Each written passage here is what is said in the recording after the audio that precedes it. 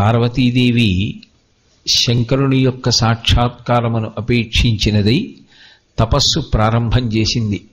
ఇది పగలని ఇది రేయని ఇది చలి ఇది ఎండ వాన ఇది అని తా మనమున తలపక సతి పదపడి కాలంబు సెలిపె పరమతపంబున్. ఆమె ఇది చలి ఇది ఎండ ఇది వాన అని లెక్క చెయ్యకుండా చాలా కాలం పాటు అలా తపస్సు చేస్తూనే ఉంది. చిట్ట చివరికి ఆహారంగా తీసుకుంటున్నటువంటి ఆ ఆకులను కూడా తీసుకోవడం మానేస్తే ఆమెకు అపర్ణ అని పేరు వచ్చింది. అంత కష్టపడి తపస్సు చేస్తోంది. వాళ్ళిద్దరూ ఒకటే అయినప్పుడు ఎప్పుడూ అమ్మవారు ఆయనకే సతి అవుతుంది అన్నప్పుడు ఆమెని అంత తపస్సు చేయించవలసిన అవసరం ఏముంది అని మనకు ఒక అనుమానం వస్తుంది.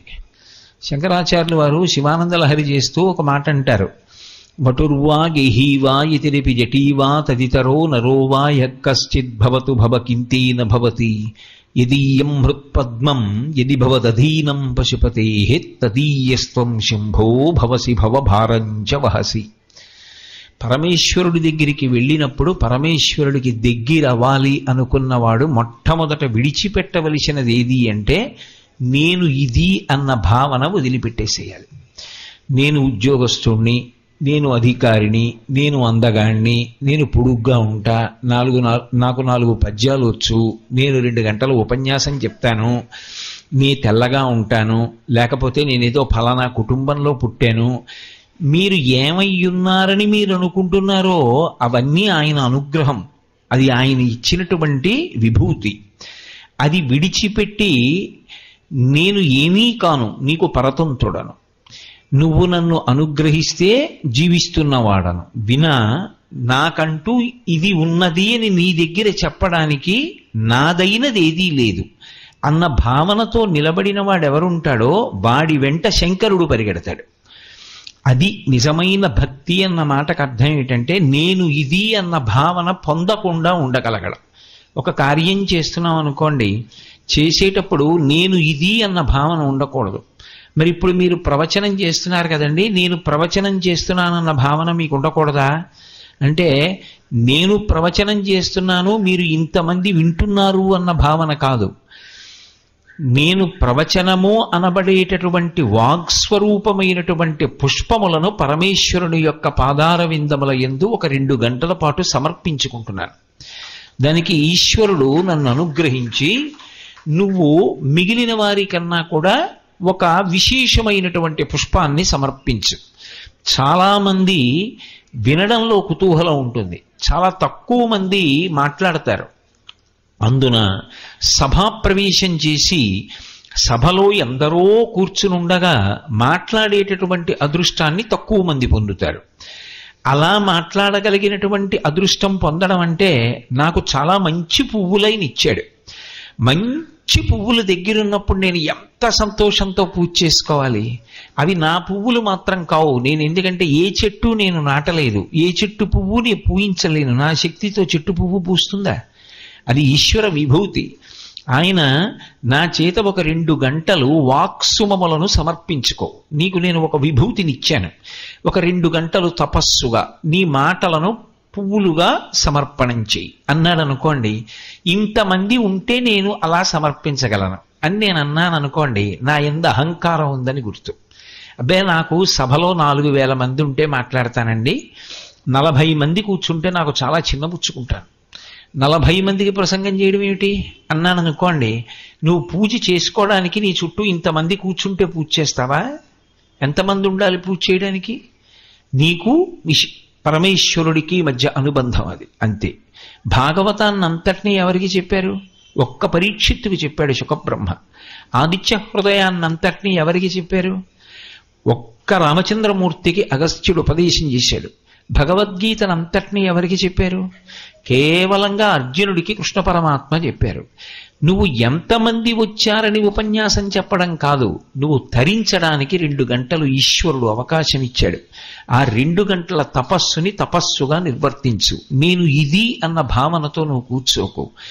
ఇది చేసుకోవడానికి అవకాశం ఇచ్చి నన్ను తరింప చేస్తున్నాడన్న భావన పొందితే అది ఈశ్వరుడికి దగ్గరవడానికి కారణం బాహ్య సౌందర్యం కాదది, అది అంతఃసౌందర్యం అవుతుంది.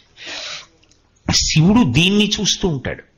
సాధారణంగా నాబోటిగాడు బాహ్య సౌందర్యం చూస్తాడు. వాళ్ళు బలంగా ఉన్నారా, బలహీనంగా ఉన్నారా, వాళ్ళకి డబ్బు ఉందా, వాళ్ళకి డబ్బు లేదా, వాడు అధికారి కాడా, ఇటువంటివన్నీ నాబోటిగాడు చూసేవి. పరమేశ్వరుడికి ఎవడు ఏదైనా అది ఆయన వలన అయ్యాడు తప్ప అలా అవడం ఆయన అనుగ్రహం లేకుండా అయిన వాడు మాత్రం సృష్టిలో ఎవడూ లేడు. అసలు ఆ శరీరం ఉందంటే ఆయన అనుగ్రహం కదా. అయినప్పుడు ఇంకా శరీరం ఓ పదవిని పొందింది అంటే ఆయన అనుగ్రహం వినా ఎలా అవుతుంది? అయ్యే అధికారం లేదు. అందుకే శంకరుడికి భక్తుడు అవ్వాలి అంటే ఉండవలసిన ఏకైక లక్షణం ఏమిటంటే ఆయన వినా నాకున్నది ఏదీ లేదు. ఇది 10 మాటలు పైకి చెప్పక్కర్లేదు, లోపల మాత్రం ఎప్పుడూ ఆ భావన ఎందే ఊంచుకుని ఉండాలి. ఇప్పుడు ఇది ఆయన అనుగ్రహం. ఒకడు నమస్కారం పెట్టాడనుకోండి, ఆయన గురించి చెప్పాను కదూ అందుకు. నా గురించి చెప్తే ఎవడు పెడతాడు? కోటేశ్వరరావు గారు తన గురించి చెప్తున్నారట అంటే మీలో 10 మంది వస్తారా? రారు. మీరందరు ఇంత కష్టపడి ఇంత దూరం ఇంతంత ప్రయాణాలు చేసి వచ్చి ఎందుకు కూర్చుంటున్నారు? నేను పార్వతీ కళ్యాణం చెప్తున్నాను కాబట్టి.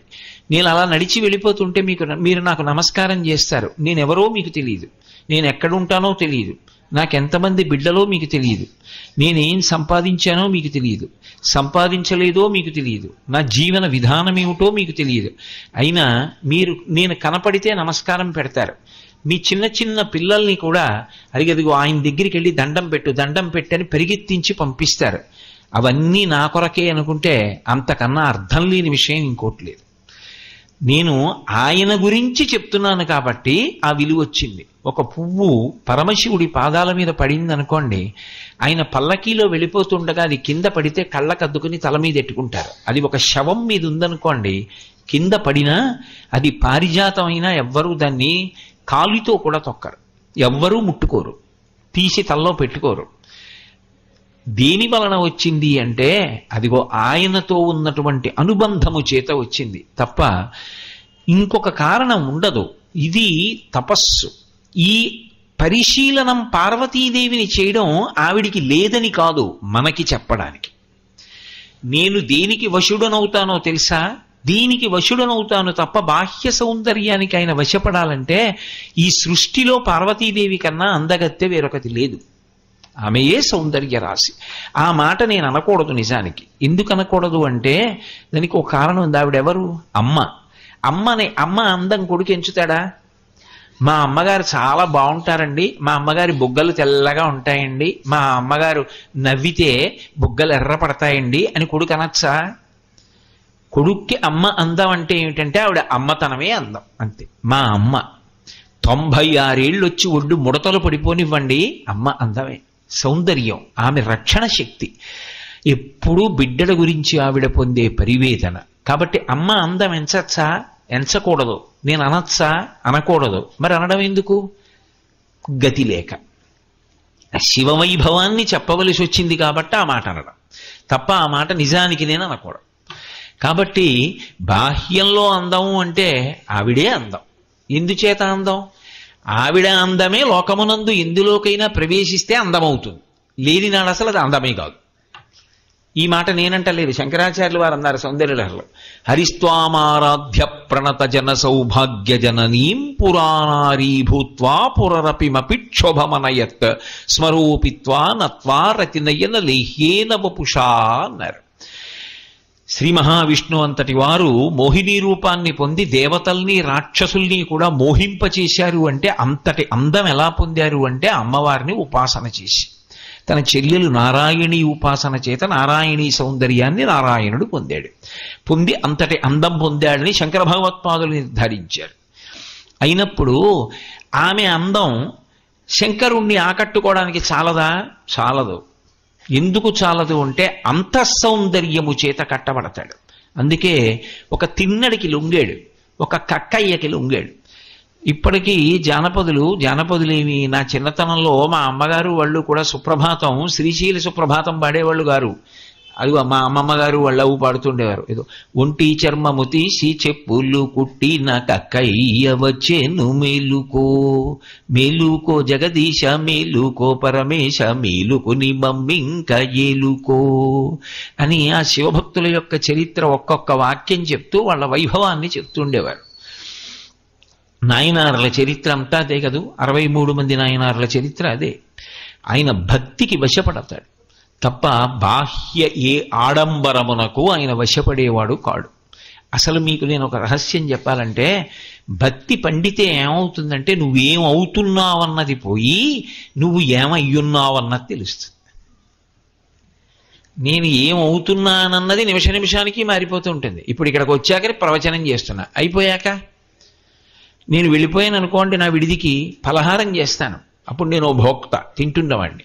ఆ తర్వాత నిద్రపోతా, ఆ తర్వాత నిద్రలేస్తా, ఆ తర్వాత ఏదో సంధ్యావందనం చేస్తా, ఆ తర్వాత మళ్ళీ ఫలహారం చేస్తా, ఆ తర్వాత ఏదో పేపర్ చదవచ్చు. అనేకం అయిపోతున్నా, ఒక్కొక్కసారి ఒక్కొక్కటి అయిపోతున్నా. అయిపోతున్నవేవో అవేవీ నీవు కాదు. ఏది అయి ఉన్నావో అది నువ్వు. ఏది అయి ఉన్నావో ఆత్మవై ఉన్నావు. ఏది అయిపోతున్నావో ఏది మారిపోతున్నావో అది నువ్వు కాదు. Becoming is not permanent, being is permanent. Being ఎప్పుడూ అలాగే ఉండుట మారనిది, అది ఆత్మ. ఎప్పుడూ మారిపోతూ ఉండడం అవస్థ. భక్తి యొక్క చిట్ట చివరి స్థితి ఏమిటి అంటే, మారిపోతున్నది నువ్వు కాదు, ఇన్ని మార్పులకు ఆధారమై మారక ఉండిపోయినదేదో అది నువ్వు అని తెలుస్తుంది. అయినప్పుడు అవి నువ్వు కాదని తెలియబడడానికి ఆధారమైన వాడికి నువ్వేమై ఉన్నావో ఆయనకి చెందినవాడు అవ్వడానికి కారణం ఎలా అవుతుంది? ఒక్కనాటికి అవదు. నేను ఇది కాబట్టి ఆయనకి చెందినవాడనన్న మాట ఎలా అన్వయం అవుతుంది? అది తెలియక ఎవరైనా అన్నారనుకోండి నవ్వి ఊరుకోవాలి. మీరు బాగా చెప్తారండి అన్నారనుకోండి నవ్వి ఊరుకోవాలి. నేను బాగా చెప్పడం ఏంటి? ఇది బాగా చెప్తుందా? నేను చెప్తే గట్టిగా చెప్తుంది, వాళ్ళు లోపల చెప్తే ఇది చెప్తుంది. కాబట్టి దానికి ఏ ఆడంబరాలు కోరదు. అదిగో ఆ స్థితికి వెడితే శివుడికి దగ్గరైనాడు అంటారు. అది మనకి నేర్పాలి. అందుకు ఆవిడ తపస్సు చేసి. అంతేగాని ఆవిడికి తపస్సు అవసరం ఏముందండి? నిజానికి ఆవిడికి ఏం తపస్సు అవసరం లేదు. కానీ మనకి పాఠం నేర్పుతూ ఉంటుంది పురాణం. ఇలా బ్రతుకు సుమా నేర్పుతూ ఉంటుంది.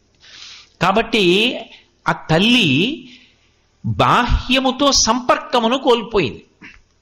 ఋతువు మారిపోతోంది, ఆవిడికి తెలియదు. పగలొచ్చింది, ఆవిడికి తెలియదు. చీకటి పడిపోయింది, ఆవిడికి తెలియదు. ఎందుకు తెలియదు అంటే మనసు గ్రహించదు. మనసు ఎందుకు గ్రహించదు? శరీరమునకు ఇంద్రియములకు వాతావరణములకు ఉన్న సంబంధంతో మనసు తెగిపోయింది. ఇప్పుడు ఒక్కొక్కసారి చూడండి, మంచి ఉద్విగ్నతలో ఉన్నారనుకోండి, ఏదో ఒక నృత్య కార్యక్రమం చూస్తున్నారు, ఎంతో ఆనందంగా నృత్యం వంక చూస్తున్నారు. చూస్తుండగా అకస్మాత్తుగా ఇలా పెట్టు కూర్చుంటే చక్కగా పక్కన ఉన్నవాడు ఉంగరం తీసాడు వేలు నుంచి. తెలియలేదు. ఎందుకు తెలియలేదు అంటే ఉంగరం తీస్తున్నప్పుడు వేలుకి స్పర్శ లేదనుకుంటే తప్పు. వేలుకి స్పర్శ ఉంది, కానీ ఉంగరం తీస్తున్నప్పుడు వేలు పొందినటువంటి స్పర్శని గ్రహించగలిగిన శక్తి మనసుతో లేదు. మనసుకి శరీరం యొక్క స్పర్శకి కవాటం తెగిపోయింది. తెగిపోయి వేరొక దాని యందు నిమగ్నమైపోయింది. అలా దేని యందు మగ్నమైపోయిందంటే శివుని యందు మగ్నమైపోయింది. ఇక్కడ శివుణ్ణి చూస్తోంది, బాహ్యమునందు మార్పులతో ఆవిడికి సంబంధం లేదు. కాబట్టి కాలం ఎంత గడిచింది ఆవిడికి తెలియదు, వెళ్ళిపోతోంది. అందుకని ఇది పగలని ఇది రేయని ఇది చలి ఇది ఎండవాన ఇది అని సతితా మనమున్న తలపక పదపడి కాలంబు సలిపే పరమతర్పంబొన్. ఆవిడికి ఏమీ తెలియట్లేదు. ఆవిడ ఎప్పుడో బహిర్ముఖురాలైందనుకోండి, 12 ఏళ్ళు అయిందమ్మా ఇప్పటికి నువ్వు ఇలా కూర్చుని అంటే ఓహో అంటారు. 12 ఏళ్ళు అయిపోయిందా, ఇంత వృధా అయిపోయిందా అని అందో. 12 ఏళ్ళు అయిందా? శంకర సాక్షాత్కారానికి ఇది సరిపోలేదు. మళ్ళీ కూర్చుంటుంది తప్ప లక్ష్యమును చేరే వరకు నిరాసక్తత కానీ, అందులో ఏ విధమైనటువంటి అనుమానం కానీ లేకపోతే భగవంతుడు నన్ను అనుగ్రహించడేమోలే ఉన్నాడంటారు కానీ కనపడతాడు, అనవసరంగా కాలం వృధా అయిపోతోందన్న భావన కానీ ఉండవు. శంకరాచార్యుల వారి పుట్టుక సమయంలో శంకరాచార్యుల వారి తల్లి ఆర్యాంబ, తండ్రి శివగురువు సంతానం కలగలేదని త్రిశూరు వెళ్ళి భజన చేశారు. భజన అంటే రామనామము రామనామము అని భజన కాదు. త్రిశూరులో భజన అంటే 42 రోజులు దేవాలయంలో ఉండిపోతారు. రాత్రింబవళ్ళు గుళ్ళోనే ఉంటారు, ఉండి ఈశ్వర సేవ చేస్తారు. 42 రోజులు అయిపోయింది. సాధారణంగా స్వప్నంలో కనపడతాడంటారు, కనపడలేదు. శివగురువు వెళ్ళి అన్నాడు, శంకరుడు అనుగ్రహించడేమో, ఏదో ఎవరో చెప్తే మనం వచ్చాం, సత్యం కాదేమో అన్నాడు. ఆవిడంది, నో దేవతాను జడిమా జడిమా మనుష్యే అంది. అది ఆయన దోషం కాదు, మనం సరిగ్గా చేయలేదన్నమాట ఏదో, కాబట్టి మనం ఇంకా చెయ్యవలసిన అవసరం ఉందన్నమాట. అది ఒక మనిషి అనవలసిన మాట. అది శంకరుడు మెచ్చుకున్నాడు, సాక్షాత్కరించాడు. సాక్షాత్కరించి వరం కాదు, కైలాస శంకరుడు కాలడి శంకరుడిగా వచ్చాడు.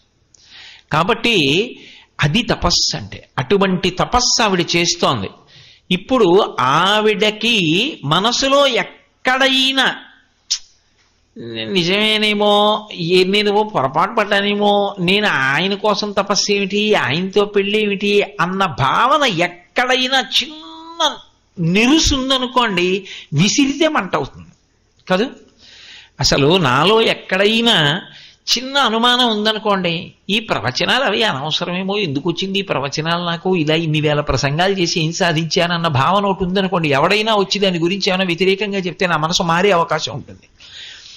నా జీవితం తరించడానికి ఇంతకన్నా మార్గం లేదని నేను సుస్థిరమైనటువంటి నమ్మకంతో ఉన్నాననుకోండి, దీనికోసం ఏదైనా వదిలేస్తాను. ఆ ఘర్షణ ఒక్కొక్కసారి ఈశ్వరుడు ఏం చేస్తాడంటే, దేని వైపు మొగ్గుతావని పరీక్షిస్తాడు. అప్పుడు ఆ పరీక్ష దేనికంటే, నా ధృతిని బాగా నిలబెట్టుకోవడానికి పనికొస్తుంది అది. అలా శంకరుడు అమ్మవారిని పరీక్షించడానికి వచ్చాడు. అంటే మళ్ళీ మీరు అమ్మవారిని పరీక్షించడానికి అనుకోకూడదు, మనందరం ఎలా తట్టుకు నిలబడాలో నేర్పుతున్నాడని మనం అన్వయం చేయవలసి ఉంటుంది. ఆ విధానం అలా ఉంటుంది. అది ఆమె యొక్క మొక్కవోని కృతనిశ్చయాన్ని ప్రకటనం చేయడానికి మార్గముగా నిర్దేశించాడు ఆయన. అందుకు వచ్చాడు. వచ్చి అది కూడా వచ్చినప్పుడు ఎలా వచ్చాడు, శంకరుడిగా వచ్చాడు అనుకోండి, కథ పూర్తయిపోయింది. అందుకని శంకరుడిగా రాకుండా ఒక బ్రహ్మచారిగా వచ్చాడు. బ్రహ్మచారి వచ్చాడనుకోండి, ఒక మర్యాద ఉంటుంది. వటువు ఉపనయనం చేసుకున్నవాడు, గాయత్రి చేసుకునేటటువంటి బ్రహ్మచారి ప్రభువు దగ్గరికి వెళ్ళినా సరే వెంటనే ప్రభువు లేచి నిలబడి ఆదరించాలి. అందుకే కదా బలిచక్రవర్తి అంతటి వాడు యజ్ఞం చేస్తున్నప్పుడు శ్రీ మహావిష్ణువు వటువుగా సభాప్రవేశం చేస్తే, వడుగా ఎవ్వరి వాడవెవ్వడవు సంవాసస్థలం వెయ్యది ఎడకున్ నీ వరుదించుటన్ సఫలమయ్యన్ వంశమున్ జన్మమున్ కడు ధన్యాత్ముడనైతి. నా కోరికల్ కడతీరెన్ ఈ మకంబు యోగ్యం వయ్య సుహృతంబులయ్య శిఖులున్ కళ్యాణమి కాలమున్ అన్నాడు. ఇంట్లో బ్రహ్మచారి ఉండడం, బ్రహ్మచారి రావడం అంత గొప్పవి, అంత చక్కటి విశేషం అది. అయినప్పుడు బ్రహ్మచారిగా వచ్చాడు. బ్రహ్మచారి అంటే ఎప్పుడు సంతతము విద్యాభ్యాసం చేస్తుంటాడు తప్ప ఆయన దగ్గర అక్కర్లేని విషయముల యొక్క ప్రతిపాదన ఉండదు అని విశేషం. కాబట్టి ఇప్పుడు బ్రహ్మచారి రూపంగా వచ్చాడు, మహాతేజోవంతుడైన బ్రహ్మచారి. కాబట్టి అమ్మవారు ఆ బ్రహ్మచారికి స్వాగతం పలికింది. లోపలికి వచ్చాడు. ఆవిడ బహిర్ముఖమై ఉన్నది ఆ సమయంలో. స్వాగతం పలికింది, వచ్చాడు, కూర్చున్నాడు. కూర్చుని ఆ వచ్చినటువంటి వాడు ఎంత అందంగా ఉన్నాడంటే, తనరు ముమ్మారు చుట్టిన దర్భముంజితో ఫలంతి గోచితోడ వెలుప ఆ మొలనున్న ధవళంపు ముద్దుపేలికతోడ ఇమ్మైన కృష్ణాజి నమ్ముతోడ వెలుపల పెట్టిన విలిజన్నిదముతోడ రమ్యభస్మత్రిపుండ్రములతోడ అక్షమాలికతోడ ఆ చిన్న కూకటి జుత్తుతోడ మేధావి బొట్టుతోడ ఎడమ కేల తనదు దండంబు వ్రేల ఉంగరంబును దర్భయును వెలుంగ గుడుగు చేతపట్టి వడుగు కుర్రడై చలుతించే శూలిమంచుకొండ చూలికడకు. బ్రహ్మచారి యొక్క అందం ఎలా ఉంటుందో వర్ణించారు. ఆయన వచ్చేటప్పుడు తనరు ముమ్మారు చుట్టిన దర్భముంజితో కొమ్మరంగు పలంతి గోచితోడా, దర్భలతో నెయ్యబడినటువంటి ముంజి దాన్ని నడుం చుట్టూ 3 మాటలు చుట్టుకుంటారు. 3 మాటలు చుట్టి మొలత్రాళ్ళ వేసుకుంటారు. అదంతా దీనికి అంటే బ్రహ్మచర్యంలో ఆ వీర్యశక్తి, తేజోశక్తి అధోముఖంగా క్షయం అవ్వకుండా ఊర్ధ్వముఖ చలనం చేసి ఓజోశక్తిగా మార్చడానికి శాస్త్రం ప్రతిపాదించినటువంటి రక్షణ కవచం. అందుకని ఆ దర్భ పెట్టుకుని గోచి పెట్టుకుని ఉన్నాడు. అది తేజోరక్షణం. అందుకే పంచకట్టు తేజోరక్షణము అని. పంచకట్టు ఎందుకు కడతారు అంటే అంచులు మడిచి గోచీ పెట్టారంటారు. వికచ్చ అనుత్తరీయశ్చ నగ్నశ్చ అవస్త్రయేవచ అని. పవిత్ర కార్యంలో ఉన్నాడు అంటే లుంగి కట్టుకుంటే సరిపోదు, గూడకట్టు అంటారు. అప్పుడు అది ఈశ్వరారాధన కొరకు సరిపోదు. ఈశ్వరారాధనకు సరిపోవాలి అంటే ఖచ్చితంగా గోచీ పెట్టి వెనక నుంచి తీసి గోచీ పెట్టుకుంటేనే భగవదారాధనకు పనికొస్తాడు తప్ప అలా కట్టుకోకపోతే నగ్నశ్చ అవస్త్రయేవచ పటలపన్నంలో వేదం చెప్పింది. అలా కట్టుకోకపోతే వాడు నగ్నంగా వస్త్రం లేకుండా మళ్ళీ మళ్ళీ ఆమ్రిడితం వేసింది. అలా ఉండి ఈశ్వరారాధన చేసినవాడు దాని చేత దోషభూయిష్టమైన పూజ చేసిన వాడిగా పరిగణింపబడతాడు అని శాస్త్రం. నీ చెప్పట్లేదు, కావాలంటే వేదంలో పటలపన్నం చూడండి. బ్రహ్మచారి మినహాయింపు. బ్రహ్మచారి అలా కట్టుకోవాలని ఏం లేదు, అలా మడత పెట్టి పంచకట్టి గోచి పెట్టాలి అని ఏం లేదు. ఒక్కొక్కసారి గూడకట్టుగా కూడా కట్టుకుంటారు. ఏకవస్త్రధరోధన్ వీచికి కనకమాలయ అని రామాయణం రాముడి గురించి. కాబట్టి బ్రహ్మచారిగా వచ్చాడు. బ్రహ్మచారిగా వచ్చినప్పుడు తనరు ముమ్మారు చుట్టిన దర్భముంజితో కొమ్మెరెంగు పలంచి గోచితోడ, అలాగే మొలనున్న ధవళంపు ముద్దు పీలికతోడ ఇమ్మైన కృష్ణాజిన అమ్ముతోడ. ఆ మొలన ఒక చిన్న తెల్లటి బట్ట కట్టుకున్నాడు. ఓ చిన్న లుంగిలో ఏదో ఓ చిన్న బట్ట ఒకటి మోకాళ్ళ మీదకో మోకాళ్ళ కిందకో ఓ బట్ట కట్టుకున్నాడు. ఇప్పటికీ మీరు వేద పాఠశాలలకు వెడితే పిల్లలు కనపడతారు. వేద పాఠశాలలో ఎంత ముచ్చటగా ఉంటుందో ఆ బ్రహ్మచారుల్ని చూస్తే. అలాగే ఇమ్మైన కృష్ణాజిన అమ్ముతోడ. కృష్ణాజినం అంటే జింక చర్మాన్ని పైన వేసుకుని ఉన్నాడు. ఇమ్మైన కృష్ణాజిన అమ్ముతోడ వెలుపల పెట్టిన వెలిజన్నిదముతోడ రమ్య భస్మ త్రిపుండ్రములతోడ. తెల్లటి యజ్ఞోపవీతం కనపడుతోంది. యజ్ఞోపవీతం మాసిపోయి ముళ్ళు పడిపోయి దారాలు చుట్టుకుపోయి చిక్కులతోటి చిరిగిపోయి తెగిపోయి పెరిగిపోయి నానిపోయి చివికిపోయి అలా ఉండకూడదు. యజ్ఞోపవీతం పరమం పవిత్రం, అది పరమ పవిత్రం. దాన్ని చక్కగా పోషించుకోవాలి, దాన్ని చక్కగా ఉంచుకోవాలి. అసలు యజ్ఞోపవీతమే తీసేసే మహాత్ములకు నమస్కారం. కాబట్టి యజ్ఞోపవీతం అంత గొప్పది. కాబట్టి వెలుపల పెట్టిన వెలిజన్నిదముతోడ బయటికి కనపడుతోంది యజ్ఞోపవీతం అంటే దాని అర్థం పైన ఉత్తరీయం వేసుకోలేదు. అదే గృహస్థ అనుకోండి, పైన ఉత్తరీయం వేసుకోవాలి. పూజ చేసేటప్పుడు గుండె కనపడాలి తప్ప పురుషుడి యొక్క వక్షస్థలాన్ని ఆచ్ఛాదించి వస్త్రం ఉండకూడదు. దేవాలయం లోపలికి వెళ్ళినా అంతే. గడప దాటి శివలింగం దగ్గరికి వెళ్ళినా, పూజ చేస్తున్నా, లేకపోతే గుళ్ళోకి వెళ్ళి కూర్చుని పూజకి యాజమాన్యం స్వీకరించిన బనీను అవి వేసుకుని అవి వక్షస్థలాన్ని ఆచ్ఛాదించి ఉండకూడదు. గుండె పరమేశ్వరుడికి కనపడాలి. అందుకని ఉత్తరీయం వేసి కూర్చుంటారు. కాబట్టి వెలుపల పెట్టిన వెలిజన్నిదముతోడ రమ్య భస్మ త్రిపుండ్రములతోడ తెల్లటి 3 విభూతి రేఖలు పెట్టుకుని ఉన్నాడు. రమ్యభస్మ త్రిపుండ్రములతోడ. నాకు సాధారణంగా శంకరుడి యొక్క బ్రహ్మచారి తత్వం చదువుతుంటే భారతీ తీర్థ మహాస్వామి వారి సన్యాసం తీసుకోకముందున్న ఫోటోలు ఉంటాయి, అవి గుర్తొస్తుంటాయి నాకు. రమ్యభస్మ త్రిపుండ్రములతోడ తెల్లటి విభూతి రేఖలు 3 పెట్టుకుని ఉన్నాడు. అలాగే అక్షమాలికతోడ, ఎప్పుడు జపం చేసుకుంటూ ఉండాలి కాదు, అందుకని ఈ వేలు మీద పెట్టుకుని అక్షమాల ఒకటి పట్టుకున్నాడు. అక్షమాలికతోడ మేధావి జుత్తుతోడ. మేధావి జుత్తుతోడ అన్న మాటకు అర్థం ఏంటంటే పిలక పెట్టుకున్నాడు అని. శిఖా విజ్ఞానము అని. శిఖ అంత తేలికగా చెప్పేటటువంటి విషయం కాదు. వేదంలో శిఖా పరిజ్ఞానము అని శిఖకి ఎంతో గొప్పతనం ఉంది. అసలు ఆ శిఖ మీదే వ్యక్తి యొక్క శౌచమంతా ఆధారపడి ఉంటుంది. పిలక ముడి వేసుకుని ఉన్నాడు అంటే ఆయన పరమ శౌచంతో ఉన్నాడు అని గుర్తు. పిలక ముడి విప్పాడు అనుకోండి, ఆయన ఏదో అశౌచంతోటో ఏదో పితృకర్మ లాంటిదో చేస్తున్నాడు అని గుర్తు కాదు. భగవత్ సంబంధంతో శౌచంతో ఉన్నాడు అనుకోండి, పిలక ముడేసుకోవాలి. మహాత్ములతో కలిసి భోజనానికి వెళ్ళినప్పుడు ఇప్పటికీ పీఠాల్లాంటి వాటిల్లోకి సంప్రదాయం ఏమిటంటే భోజనానికి వెళితే పిలక లేదనుకోండి వాళ్ళని కూర్చోపెట్టరు, దర్భ కట్టి ఇక్కడ ఆ దర్భకి ముడేస్తారు. ఆ శిఖకి ముడి లేకుండా ఉంటే తేజస్సు రక్షింపబడదు, ఆయుర్దాయము రక్షింపబడదు అని. శిఖకి ముడి వేసుకుని శిఖతో ఉండాలి. అది వేదప్రోక్తం, దాని మీద నమ్మకం ఉంటే అది గౌరవం. అబ్బాయి అదేమిటండి అనుకుంటే చంకలో సెగ్గడ్డేస్తే భరిస్తాడు కానీ పిలక్కి ముడేసుకోవడానికి బాధ వస్తుంది. కాబట్టి ఆ మేధావి జుత్తుతోడ అక్షమాలికతోడ అలాగే ఆ చిన్న కూకటి జుత్తుతోడ మేధావి బొట్టుతోడ, చక్కగా మేధావి బొట్టు అంటే గుండ్రంగా లలాటమనందు ఆజ్ఞాచక్రం మీద పెట్టుకున్నటువంటి బొట్టుని మేధావి బొట్టు అంటారు. మేధావి బొట్టు అని ఎందుకంటారంటే అద్భుతమైన ప్రయోగం. ఆజ్ఞాచక్రం ఉంటుంది ఇక్కడ భ్రూమధ్యమనందు.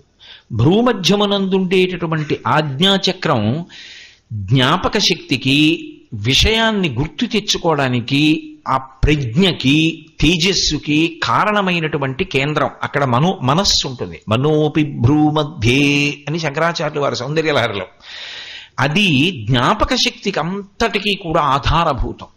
అందుకే చూడండి, జపం చేసినా కూడా 2 కళ్ళు మూసి భ్రూమధ్యమనందే దృష్టి నిలబెట్టి ధ్యానం చేస్తారు. ఆ ఆజ్ఞాచక్రాన్ని కుంకం చేత కప్పుతారు, గుండ్రంగా పెట్టి కప్పాలి. ఆ బొట్టు పెట్టుకుంటే అది తేజస్సుని రక్షిస్తుంది, జ్ఞాపక శక్తిని రక్షిస్తుంది, మేధాశక్తిని రక్షిస్తుంది, దృష్టి దోషాన్ని నివారిస్తుంది. కొన్ని వేల కన్నులు ఒకే ముఖాన్ని చాలాసేపు చూస్తాయి అన్నారనుకోండి, తేజోక్షయం అవ్వకుండా ఉండడానికి ఆజ్ఞాచక్రం మీద బొట్టు పెట్టుకుని ఉండాలి. అది మంగళప్రదత్వం.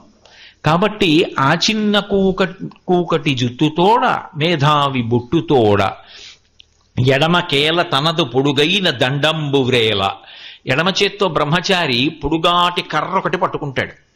ఎందుకు పట్టుకోవాలి అంటే ఈ శరీరాన్ని రక్షించుకోవాలి. గురువుగారు దర్భలు పట్టరారా అంటారు. అరణ్యానికి ఎడతాడు. ఆ దర్భలు కోస్తుంటే చటుక్కు ద్రాక్షపాం అలా వచ్చిందనుకోండి, చేతిలో ఏమీ లేకపోతే ప్రమాదం వస్తుంది. కర్ర చేతిలో ఎందుకు ఉంటుంది అంటే రక్షణ కొరకు ఉంటుంది.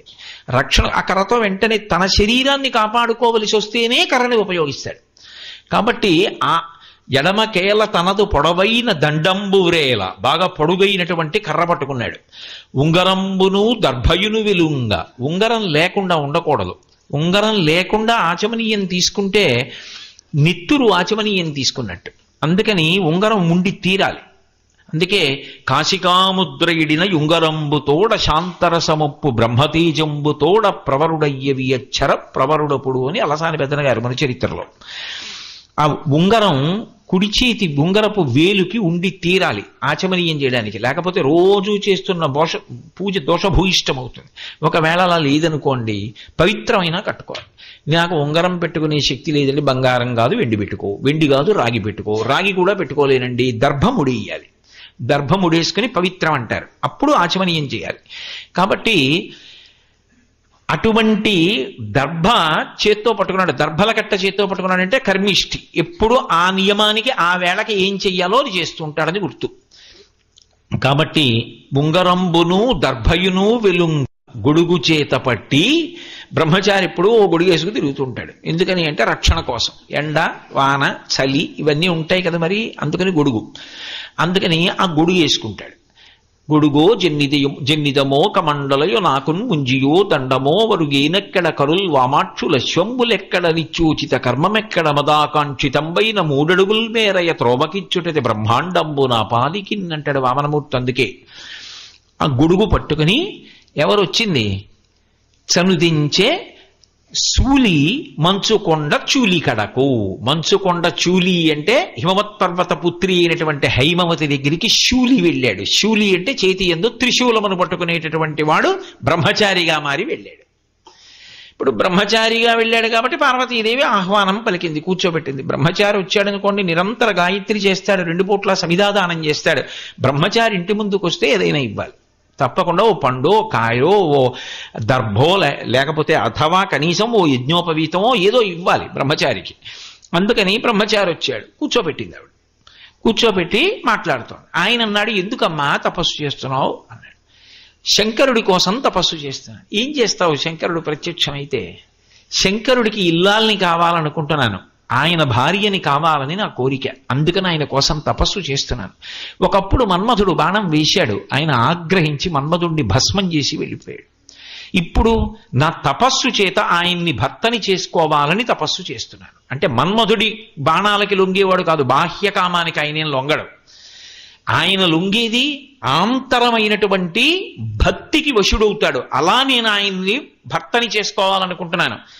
ఈ తేడా నేను పరమ పవిత్రంగా ఎలా ఆవిష్కరించాలి అన్న దాని గురించి తడువు తుక్కుంటున్నాను లోపల. ఈ లోకంలో ఏ పురుషుడైనా కూడా పెళ్లి చేసుకుని ఒక స్త్రీని ధర్మపత్నిగా ఎందుకు స్వీకరిస్తాడు అంటే ఒక వయస్సు దాటిన తరువాత తన మనసునందు పొటమరించిన కామాన్ని ధర్మంతో ముడివేసి తన తేజస్సుని ఆ క్షేత్రమునందు నిక్షేపించడానికి. శంకరుడికి అవసరం ఏమిటి కాముణ్ణి కాల్చేసిన వాడికి? అసలు ఆయనకి ఇంకా క్షేత్రం ఎందుకు? ఆయనకి కామం ఏమిటి? మరి ఇంకెందుకు తీసుకుంటాడు అంటే శంకరుడు ఆవిడ్ని తీసుకోవడం కాదు, ఆవిడ తపస్సు చేత ఆయన్ని వశుణ్ణి చేసుకుని భర్తగా కూర్చోబెట్టుకుని మహాకామేశ్వరుణ్ణి చేసి మన్నికన్ని తండ్రులయ్యారు. ఇప్పుడు ఎవరిది శక్తి? ఆ అమ్మది. అందుకే పార్వతీ కళ్యాణం అంత గొప్పదైంది. ఆవిడ్ని పెళ్లి కూతుర్ని చేయడం, పసుపు దంపడం, సౌభాగ్య వస్తువులు పుచ్చుకోవడం, ఆవిడికి మంగళ స్నానం చేయించడం, సువాసిని పూజ చేయడం, బాలపూజ చేయడం, ఇవన్నీ అంత శక్తివంతములు అందుకయ్యాయి. అలా అంటే ఇప్పుడు తెల్లవారుతుందా, ఎప్పుడు చేద్దామా మనమని మీ అందరికీ మనసు ఊబిళ్ళూరట్లా. కాబట్టి ఆ తల్లి నేను ఇందుకొరకు తపస్సు చేస్తున్నాను, కాముణ్ణి కాల్చిన వాడికి ఇక కామముతో అవసరమేముంది, ఇక స్త్రీ అవసరమేముంది? లేదు. కానీ నా తపస్సు చేత ఆయనని నా భర్తని చేసుకోగలను, నా నమ్మకం, అందుకు చేస్తున్నాను. అంటే ఆయన అన్నాడు బాగుందమ్మా, మంచిదే, శివుణ్ణి భర్తని చేసుకుందాం అనుకుంటున్నావు, ఎందుకమ్మా, ఏమిటి దానివల్ల ఉపయోగం ఆలోచించాలా? ఇంత కష్టపడి శంకరుడి గురించి తపస్సు చేసి భర్తను చేసుకుంటావా? ఎవరి గురించి చెయ్యాలంత తపస్సు? ఎవరో చాలా గొప్పవాడు, ఆయనకి భార్యనైతే నాకు ఇంతకన్నా అదృష్టం ఏమంటే ఆయన గురించి తపస్సు చేయాలి. శంకరుడు తరలాక్షి అతడు ధనవంతుడందుమా కోరివేడిన కాని కూడు లేదు, చిన్నారులలోన చిన్నవాడందుమా ఈనాటి వాడుకో ఎరుకలేదు, ఆకారమున అతడు బలిమేటి అందుమా ఆకారమిట్టిదో అరయరాదు, కులగోత్రములు రెండు తెలియదు మందుమా తల్లిదండ్రులిప్పుడు ధరణి లేరు, తెలుపనుంటివాడు దేవుండు చూడడే, చిలువ మాయచేతో కపట మర్మమలనో నిన్ను ఇట్లు మరగించుకున్నాడు కాని నీకు తగినవాడు కాడు కాడు అన్నాడు. ఎవరు?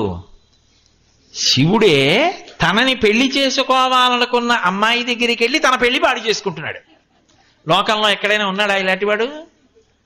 అంటే ఆయన భక్తికి లొంగడం అన్న ప్రక్రియ అలా ఉంటుంది. ఆయన అన్నాడు తరలాక్షి అతడు ధనవంతుడందుమా కోరివేడిన కాని కూడు లేదు. అమ్మ లోకంలో ఎవరైనా ఎవరిని పెళ్లి చేసుకుంటారు, సుఖపెట్టాలని కోరుకుంటారు. కనీసంలో సుఖపెట్టడం అంటే పక్కన పెట్టండి, అది ఇల్లాలి గొప్పతనం. లోకంలో ఆడవాళ్ళందరూ కూడా చాలా బాగా సుఖపెట్టేస్తున్నాం. పురుషుణ్ణొకండి దృష్టిలో పెట్టుకుని ఆయనకి 8 కార్లు ఉన్నాయి, 7 అంతస్తుల భవనాలు ఉన్నాయి, నన్ను మీరు అలాగే చూడాలని హఠం చేస్తే ఈ లోకంలో ఏ పురుషుడు బ్రతకలేడు. అది కాదు ఆడది కోరేది. స్త్రీ అలా కోరితే పురుషుడు బ్రతికెక్కడుందండి? అది వాళ్ళు కోరనే కోరరు. వాళ్ళు కోరేది ఏమిటంటే నీలాంటి భార్య దొరకడం నా అదృష్టం అని ఒక్క మాట అనగలిగితే చాలు, ఆ పురుషుడి కోసం చచ్చిపోవడానికి సిద్ధపడతారు. అలా అనకపోయినా వాళ్ళు అలాగే బతుకుతారు. అందుకు కదూ నెలకి 3 వానల్లో 1 వాన ఈ దేశంలో. తప్ప ఇలా ఉండి నన్ను సుఖపెట్టాలని వాళ్ళు కోరరు. కానీ కడుపు నిండా అన్నమైనా పెట్టాలా? భర్త అంటే కనీసం ఆ ధర్మం ఉందా? అమ్మా ఆయన ఎక్కడి నుంచి తెస్తాడు? తరలాక్షి అతడు ధనవంతుడందుమా కోరివేడిన కాని కూడు లేదు. ఆయనే భిక్షాపాత్ర చేత్తో పట్టుకుని భవతి భిక్షాందేహి అని భిక్షాటనమూర్తిగా తిరుగుతుంటాడు. ఆయన కోసం తపస్సు ఒకటే మళ్ళీ. ఎంత విచిత్రం అమ్మా. పోని ఏదో అన్నం లేదు, అది లేదు, ఇది లేదు, వదిలేసేయి పరమదరిద్రుడు అనుకుందాం అందాకాను. అనుకున్నా కూడా పోని చాలా మంచి యవ్వనంలో ఉంటాడు, మిసమిసలాడిపోతూ ఉంటాడు, బహు అందగాడు అందామంటే అసలు ఆయన ఎప్పుడు పుట్టాడో ఎవరికి తెలుసు యవ్వనంలో ఉన్నాడని చెప్పడానికి. తరలాక్షి అతడు ధనవంతుడందుమా కోరివేడిన కాని కూడు లేదు, చిన్నారులలోన చిన్నవాడందుమా ఏనాటి వాడుకో ఎరుకలేదు. ఎప్పుడు పుట్టాడో చెప్పిన వాళ్ళు లేడు. కాబట్టి అసలు డేట్ ఆఫ్ బర్త్ లేని వాడి ఏజ్ ఎలా తెలుస్తుంది? నీకు తగినవాడో కాడో ఎలా చెప్పడం? 3 పోనీ అది కూడా వదిలి ప్రస్తుతానికి నీ కంటికి నదరగా కనపడ్డాడు అనుకో, బానే ఉంది. కానీ అసలు ఆకారమున అతడు భలే మేటియందుమా ఆకారమెట్టిదో అరయరాదు. అసలు పెళ్లి కొడుకు అంటే ఇదిగోనండి అని ఫోటో చూపించాలా? అసలు పెళ్లి కొడుకు అండి అంటే 63 లీలామూర్తులు ఓ లింగరూపం. ఏది అసలు పెళ్లి కొడుకు? ఇలాగా ఉంటాడు, ఇలాగా ఉంటాడు, ఇలాగా ఉంటాడు, ఇలాగా ఉంటాడు అంటే ఎలా ఉంటాడు అసలు? ఎప్పుడూ ఎలా ఉంటాడు చెప్పు అంటే లింగ రూపంలో ఉంటాడు. అప్పుడు కాళ్ళు చేతులేవి ఆకారమెట్టిదో అరయరాదు. పెళ్లి చెయ్యాలంటే నీ కులం ఏమిటి, నీ గోత్రం ఏమిటి, అవతలవాడి కులం ఏమిటి, అవతలవాడి గోత్రం ఏమిటి చూస్తారా? ఏదో తుల్యశీల వయోవృత్తాం తుల్యాభిల జనలక్షణం అని 5 చూడాలా? చూడాలంటే కులగోత్రములు 2 అరయుధమందు మా తల్లిదండ్రులు ఇప్పుడు ధరణి లేరు. ఓ పెళ్లి కొడుకు విషయం కనుక్కోవాలంటే వాళ్ళ అమ్మగారు నాన్నగారి దగ్గరికి వెళ్ళి పిల్లాడు ఎప్పుడు పుట్టాడండి, ఏం చదువుకున్నాడండి, ఏం ఉద్యోగం చేస్తుంటాడండి, అతని స్వభావం ఎలాంటిదండి కనుక్కుంటారు. కనుక్కోవడానికి తల్లి తండ్రి ఏరు అసలు? ఆయనకి తల్లి తండ్రి లేరు. అసలు ఎప్పుడైనా ఉన్నారా అన్న విషయం కూడా ఎవరికి తెలియదు. తల్లిదండ్రులు ఎప్పుడు ధరణి లేరు. అటువంటి వాణ్ణి తెలుపనుంటివాడు ఒక్కడే ఉంటాడని చెప్తూ ఉంటారు. తెలుపనుంటివాడు దేవుండు చూడడే. ఏహో దేవుడు చూడాలా అలాంటివాడిని అంతే. దేవుండు చూడడే చిలువా మాయ చేతో కపట మంత్రములను నిన్ను ఎట్లు మరగించుకున్నాడో కాని తగినవాడు కాడు కాడు. ఏడో మాయో మంత్రమో వేసి మరగించుకున్నాడు, నిన్ను ఆకర్షించాడు తప్ప నీకు తగినవాడా? నీ అందం ఏమిటి, ఆయన అందం ఏమిటి, నీ ఐశ్వర్యం ఏమిటి, ఆయన ఐశ్వర్యం ఏమిటి, నీ వయసు ఏమిటి, ఆయన వయసు ఏమిటి, నీ రంగి ఏమిటి, ఆయన రంగి ఏమిటి, ఏమిటి ఆయన కోసం తపస్సు ఏమిటమ్మా? నేను మీతో ఓ మాట అన్నా ఈ ఉపన్యాసాల్లో, పరమేశ్వరుణ్ణి తెగుడుదామన్నా విమర్శిద్దామన్నా కుదరదు అసలు వాంగ్మయంలో. వాక్కుల గదే అందదు అని నిజం. ఇది స్తోత్రం అయిపోతుంది. ఎందుకో తెలుసా? తరలాక్షి అతడు ధనవంతుడందుమా కోరివేడిన కాని కూడు లేదు. అసలు ఈ సమస్త బ్రహ్మాండములు శంకరుడివి. ఎందుకని? మహాప్రళయంలో వీటిని విభూతిగా మార్చి సమస్త జీవుల యొక్క కర్మ ఫలితాలు కూడా తన యందే నిక్షిప్తం చేసుకోవడానికి భస్మగా అలదుకుంటాడు. అసలు సమస్త ఐశ్వర్యము రావడానికి కారణములలో ఒక పూజ ఏమిటి అంటే శివలింగం మీద మారేడు దళం వేయడం. మారేడు దళం ఈనెలు శివలింగానికి తగిలితే లక్ష్మీ కటాక్షం. ఆయన ఇవ్వలేని ఐశ్వర్యం లేదు లోకంలో. అందుకే పటవే నమః అని ఒక నామం ఆయనకి. ఆయనని అడిగితే ఆయన ఇవ్వగలిగినది ఏమిటో మనకి తెలియదు. మౌనంగా ఉంటే నువ్వు ఊహించలేనంత ఇవ్వగలడం. ఆయన శక్తి సామర్థ్యములు అసాధారణములు. ఒకానొకప్పుడు ఉపమన్యువు అని మహాభారతంలో తల్లి దగ్గరికి వెళ్ళి అమ్మ పిల్లలందరూ పాలు తాగుతున్నారు, నాకు పాలు ఇయ్యి అన్నాడు. పాపం ఆవిడ పేదరాలు, పిండి కలిపి నీళ్ళు ఇచ్చింది. ఆయన నీళ్లు తాగుతున్నాడు పిల్లల్లోకి వెళ్ళి. పిల్లలందరూ గేలి చేశారు, అవి పాలు కావు, పిండి నీళ్లు మీ అమ్మ ఎక్కడి నుంచి ఇస్తుందిరా, నీ తండ్రి ఇప్పుడు లేడు కదా ఇక్కడ అన్నాడు. ఆయన పరిగెత్తికి వెళ్ళి అడిగాడు, అమ్మ నాన్నగారు ఏరమ్మా, పిండి నీళ్ళుట కదా, పాలు కావుట కదా అన్నాడు. ఆవిడంది విసిగిపోయి, తండ్రి లేకపోవడం ఏమిట్రా, శంకరుడు నీ తండ్రి ఏరమ్మా అన్నాడు. తపించు కనపడతాడండి. వెళ్ళి పిల్లవాడు పట్టుదలతో తపస్సు చేశాడు, ప్రత్యక్షమయ్యాడు బాలుడి భక్తికి. ఏం కావాలన్నాడు. పిల్లవాడు కదూ, పాలు కావాలన్నాడు. ఒరే నేను శివుడిరా, పాల అడిగి ఇంకేం కావాలన్నాడు. నాకు పాలే కావాలన్నాడు. మరి పిల్లలతో మాట వచ్చింది కదా. ఆయన చూశాడు, పాలే కావాలా, నీకోసం పాల సముద్రాన్ని సృష్టిస్తున్నానని క్షీర సముద్రాన్ని సృష్టించాడు. అది ఆయన శక్తి. ఆయన శక్తికి అపరిమితం ఆయన. అందుకే 3టికి అతీతుడు. ఆణవ మలము, కార్మిక మలము, మాయిక మలము అని 3 మలములకు అతీతుడై ఉంటాడు. కర్మచేత పుట్టేవాడు కాడు, ఆయనకి మాయ చేత వశుడయ్యేవాడు కాడు. ఆయన ఆణవ మలము, కార్మిక మలము ఏదో పంచభూతాలతో ఆయన శరీరం తయారు కాదు. ఆయన ఆద్యంతములు తెలిసినవాడు లేడు. అటువంటి శంకరుడిది సమస్త ఐశ్వర్యము కూడా. అటువంటి వాడు దాచుకునేవాడు కాడు. శంకరోతీతి శంకర. ప్రతి ఇంట తండ్రి రూపంలో ఉండి బిడ్డల యొక్క అభ్యున్నతిని చూస్తూ ఉంటాడు. అటువంటి వాడు ఏమి ఇవ్వలేడు. మరి అటువంటి వాడు బిచ్చం ఎందుకు ఎత్తుతాడు అంటే, ఒరే ఒక్కసారి నీ బుద్ధిని తెచ్చి నా యందు పెట్టరా, నా యందు పెడితే తరించిపోతావు, ఎన్ని కోట్ల జన్మలు ఎత్తుతావు ఇలా అని చెప్పడానికి కపాలేశ్వరుడన్న పేరుతో భిక్షాటనమూర్తి అయి భిక్షాటన చేస్తాడు. ఆ భిక్షాటనమూర్తి తెలివి తక్కువవాడు కాడు. ఆయన సౌందర్యానికి మునిపత్నులు మోహించారు ఒకప్పుడు. అద్భుతమైనటువంటి భిక్షాటనమూర్తి ఇప్పటికీ కూడా ద్వారకా శంకరమఠంలో పైన ఉంటుంది. అంత అద్భుతమైనటువంటి మూర్తి భిక్షాటనమూర్తి. లోకాన్నంతటినీ కూడా బాగు చేయడం కోసం మీ మేధ నాయందు పెట్టండి, మీ బుర్ర నాయందు పెట్టండి అని చెప్పడానికి భిక్షాటన చేస్తాడు. అంతేగాని లేనివాడై భిక్షాటన చెయ్యడు ఆయన. కాబట్టి జలజాక్షియాతడు ధనవంతుడందుమా కోరివేడిన కాని కూడులేదు, చిన్నారులలోన చిన్నవాడందుమా ఈనాటి వాడుకో ఎరుకలేదు. నిజానికి ఆయనకి యవ్వనం ఏమిటి? యవ్వనము వార్ధక్యము ఇటువంటివన్నీ ఎవరికి అన్వయం అవుతాయి? నా వంటి వాడికి అన్వయం అవుతాయి. నేను పుట్టినప్పుడు పసివాణ్ణి, ఒకప్పుడు బాలుణ్ణి, ఒకప్పుడు యవ్వనంలో ఉన్నవాణ్ణి, ఇప్పుడు వృద్ధాప్యంలో ప్రవేశిస్తున్నవాణ్ణి. ఇంకో 20 ఏళ్ల తర్వాత గోడ మీద నా ఫోటో ఉంటుంది, శరీరం నశించిపోతుంది. కానీ అన్ని సత్యంగా ఎప్పుడు ఈ శరీరం ఉండిపోదుగా, వెళ్ళిపోతుంది ఒకనాడు. శంకరుడు ఆయన వెళ్ళిపోయేవాడు కాదు, సినిమాలు వెళ్ళిపోతాయేమో, తెర అలాగే ఉంటుంది. ఆయన శాశ్వతుడు, నిత్యుడు, నిరంజనుడు, ఎప్పుడూ అలాగే ఉంటాడు. ఎప్పుడూ అలాగే ఉండేవాడు కూడా అవస్థల్లోకి ఎలా పెడతాడు? ఆయన ఆజ్ఞ మేరకు సూర్యచంద్రులు ప్రవర్తిస్తూ ఉంటారు. అయినప్పుడు ఆయన సూర్యచంద్రుల గతులకు లొంగిపోతే ఆయన కూడా వయస్సులో మార్పులు వచ్చేసి జుట్టు తెల్లబడిపోయి వార్ధక్యం వస్తుంది. ఆయన శాసనానికి వాళ్ళు తిరుగుతుంటే ఇంకా ఆయన్ని కాలం ఎలా శాసిస్తుంది? ఆయన కాలాతీతుడు. అందుకే బ్రహ్మమస్తకావలి నిబద్ధతే నమ శివాయ అంటారు శంకరాచార్యుల వారు.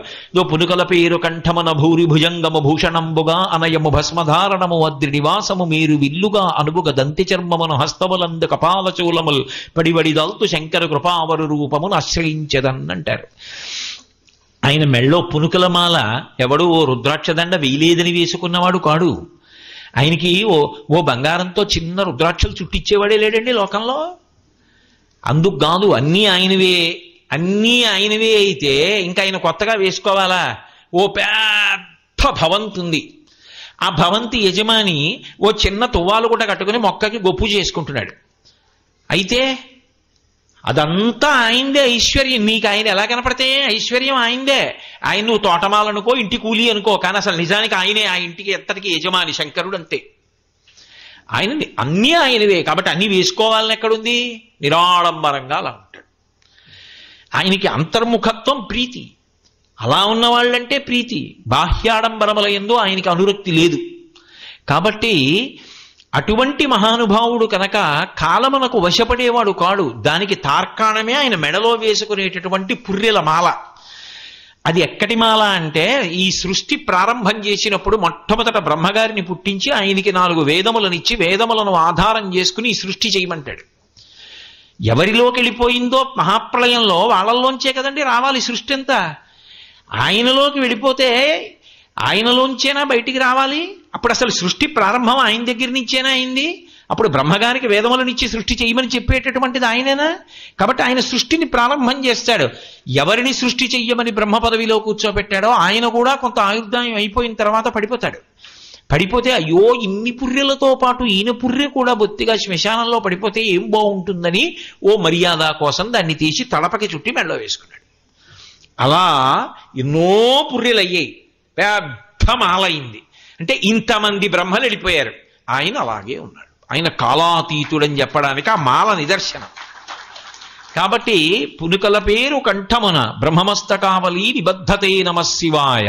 ఆయనే కాలమునకు లొంగడు కాబట్టి యవ్వనంలో కూర్చుంటాడు. అందుకే చిత్రం వటతరోర్మూలే వృద్ధా శిష్య గురుర్యువా గురోస్తు మౌనం వ్యాఖ్యానం శిష్యాస్తు చిన్న సంశయా. ఆయనే యవ్వనంలో ఉండగలడు, ఆయనే పరమవృద్ధుడిగా కనపడగలడు, ఎలాగైనా కనపడగలడు. ఎందుకంటే అసలు కాలము ఆయనకు వశవర్తి అయి ఉంటుంది తప్ప ఆయన కాలమునకు వశపడేటటువంటి వాడు కాదు కనుక. అందుకని చిన్నారులలోన చిన్నవాడందుమా ఏనాటి వాడకో ఎరుకలేదు. అతడు రూపమున అతడు భలె ఆకారమున అతడు భలెమేటి అందుమా ఆకారమెట్టిదో అరయరాదు. మూలమునకు ఆకారం ఏముంటుంది? గోధుమ పిండికి ఆకృతి ఏమిటండి? పూరి అయితే ఆకృతి ఉంటుంది, చపాతీ అయితే ఆకృతి ఉంటుంది. అంతేగాని గోధుమ పిండి ఏంటి? ఎలా అయినా అయిపోతుందండి. బంగారం అంటూ ఉండాలి కానీ ఎన్ని ఆభరణాలన్నా అవుతుంది. ఆభరణం మాత్రం శాశ్వతం కాదు, కరిగిస్తే మళ్ళీ బంగారం అవుతుంది. పరమేశ్వరుడు అంతే, ఆయన మూలధాతువు. ఆయన లేక సృష్టి లేదేమో కానీ సృష్టి లేకపోయినా ఆయన ఉంటాడు. ఆభరణములు లేకపోయినా బంగారం ఉంటుంది, కరిగిచ్చి ముద్ద చేయిస్తే. బంగారం లేకుండా ఆభరణాలు రావు. ఆయన లేని సృష్టి లేదు, సృష్టి లేకపోయినా ఆయన ఉంటాడు. కాబట్టి ఆయనకి ఆకృతి ఏమిటి అసలు? అందుకే భక్తులు కోరుకుంటే 63 లీలామూర్తులు పొందాడు. 63 లీలామూర్తులు పొందాడు. ఆయన లింగస్వరూపాన్ని పొందాడు. ఎందుకని లింగస్వరూపాన్ని పొందాడు అంటే ఉపాసనా భేదాన్ని ఆవిష్కరించారు. మహాభారతంలో అశ్వత్థామ కృష్ణార్జునులు ఇద్దరి మీద అస్త్రప్రయోగం చేశాడు. అస్త్రప్రయోగం చేస్తే వాళ్ళని చెనకలేదు. చాలా బాధపడ్డాడు. ఏమిట్రా అస్త్రం వేశాను వీళ్ళ మీద, వీళ్ళని ఏమీ చెనకలేదు అస్త్రం అని చెప్పి బాధపడి వెళ్ళిపోతున్నాడు. వెనక్కి తిరిగి వెళ్ళిపోతుంటే పైనుంచి నల్ల మబ్బు ఒకటి దిగుతున్నట్టు అనిపించింది. ఇదేమిటి మబ్బు దిగుతోందని నిలబడి చూశాడు. వ్యాస భగవానుడు దిగాడు. దిగితే ఆయన తెల్లబోయి వ్యాస భగవానుడి దర్శనం అయిందని అశ్వత్థామ వ్యాసుడికి నమస్కారం చేసి కూర్చున్నాడు. ఏమిరా అబ్బాయి చిన్నబుచ్చుకుని ఉన్నావు అని అడిగాడు అశ్వత్థామ, నేను ఎన్ని అస్త్రములు వేసినా కృష్ణార్జునుల్ని చెనకలేదు, ఎందుచేత చెనకవని అడిగాడు. అడిగితే అప్పుడు చెప్పాడు, లింగమర్చతియ ప్రభో, అందుకని వారి యందు కరోతి వృషభధ్వజ తస్మిన్నభ్యధికాం ప్రీతిం కరోతి వృషభధ్వజ. సాకారమును ఉపాసన చేసిన వాడి కన్నా లింగాకారమును ఉపాసన చేసిన వాడు ఉపాసన యందు పై స్థాయిలో ఉంటాడు కాబట్టి పై స్థాయి ఉపాసకుడిని కింద స్థాయి ఉపాసకుడు చెనకలేడు. అందుకని వాళ్ళు లింగోపాసకులు. నువ్వు శివుడికి సాకారమూర్తిని ఉపాసన చేస్తావు, నీ ఉపాసన వారి ఉపాసనకి ముందు సరిపోదు. అందుకే నువ్వు వేసిన అస్త్రం వారిని చెనకదని చెప్పాడు. నే చెప్పట్లేదు, వ్యాసుడు చెప్పాడు మహాభారతంలో, కావాలంటే చూసుకోండి. కాబట్టి ఉపాసన యందు పై స్థాయిని చూపించడానికి లింగమూర్తి అయి ఉంటాడు. పైగా లింగం అంటే గుర్తు, సృష్టి స్థితి లయలకు అదే గుర్తు. అది కిందకొచ్చేస్తే లింగమైంది. లింగం ఇలా ఉందనుకోండి, పైన ఇలా ఉంటుంది.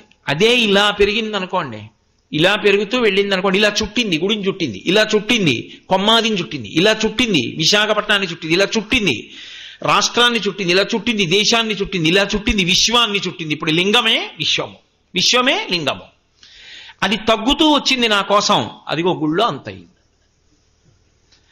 కాబట్టి లింగము అంటే అంతా ఇందులో ఉందో అదే లింగం, అటువంటి స్వరూపి. కాబట్టి ఆయనకి ఆకారం ఇది అని చెప్పడం ఎలా కుదురుతుంది అంతటి అద్భుతమూర్తికి? కాబట్టి ఆయన గురించి చెప్పడానికి ఆకారమున అతడు భలే మేటియందుమా ఆకారమెట్టిదో అరయరాదు. అసలు ఆయన సౌందర్యానికి వివశులైపోతారు. అందుకే దూర్జటి కాళహస్తీశ్వర శతకంలో ఒక అద్భుతమైనటువంటి పద్యం చేశాడు. వన్నే ఏనుగుతోలు దుప్పటము బువ్వా కాలకూటంబు చేగిన్నే బ్రహ్మకపాలముగ్రమగు భోగే కంఠహారంబు నిన్నీలాగున నుండి తెలిసియున్ని పాదమూలంబునం చేర్చెన్ నారాయణుడు ఎట్లు మానసమునం శ్రీకాళహస్తీశ్వర అన్నాడు. ఏమయ్యా, లోకంలో శ్రీ మహావిష్ణువు చాలా అందగాడని చెప్తాం కదా, తెల్లవారులిస్తే మహానుభావుడు, ఆయన అందమే అందం. శాంతాకారం భుజగచయనం పద్మనాభం సురీశం విశ్వాధారం గగన సదృశం మేఘవర్ణం శుభాంగం లక్ష్మీకాంతం కమలనయనం యోగి హృద్యానగమ్యం వందే విష్ణుం భవభయహరం సర్వలోకైకనాథం. అటువంటి విష్ణువు శంకరుడి గురించి తపస్సు చేశాడు. ఇప్పటికీ ద్రవిడ దేశంలో దేవాలయం ఉంది. నేత్రార్పణేశ్వరుడిని 1000 పూజలతో పూజ చేస్తానని ప్రతిజ్ఞ చేస్తే ఒక పువ్వు మాయం చేశాడు. శంకరుడు ఏం చేస్తాడో చూద్దామని, రామ కమలపత్రాక్ష, నా కన్ను తామర పువ్వులా ఉంటుందని బాణంతో కన్ను పెరికి శంకరుడి పాదాల మీద పూజ చేశాడు. నేత్రార్పణేశ్వర దేవాలయం అని ఇప్పటికీ ఉంది. వెంటనే శంకరుడు సాక్షాత్కరించి ఏం కావాలన్నాడు, నీ శరీరంలో అర్ధభాగం ఇమ్మన్నాడు. హరికి అర్ధభాగం ఇచ్చాడు. అది హరిహరమూర్తి. ఇప్పటికే హైదరాబాద్ ఫిలిం నగర్లో అద్భుతమైనటువంటి శిల్పం ఉంటుంది, హరిహరమూర్తి. దాన్ని తిక్కన గారికి ప్రత్యక్షం అయ్యాడు. అటువంటి స్వరూపం, అంతటి అందగాడు. దూర్జటి దాన్ని దృష్టిలో పెట్టుకుని అంటాడు, వన్నీ ఏనుగుతోలు దుప్పటము, కట్టుకునేదా ఏనుగుతోలు శంకరుడు. పైగా వన్నీ ఏనుగుతోలు దుప్పటము బువ్వా కాలకూటంబు, తినే అన్నమా విషం తింటుంటాడు. అంటే ఎప్పుడో తిన్నాడు హలాహలం.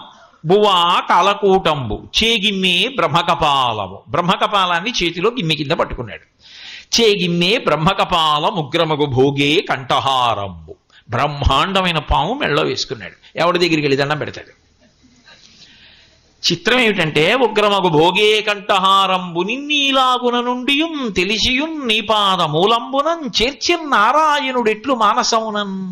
మరి ఇలా ఉంటావంటారు కదా, అంత అందగాడు విష్ణు అంటారు కదా, మరి ఆయన నీకోసం తపస్సు చేసి నీ పాదముల యందు తన మనస్సును పెట్టి నీ శరీరంలో అర్ధభాగం ఎందుకు పుచ్చుకున్నాడు అంటే దాని అర్థం ఏంటంటే, పైకి ఇలా కనపడతావు కానీ అసలు నీ సౌందర్యములకు గని.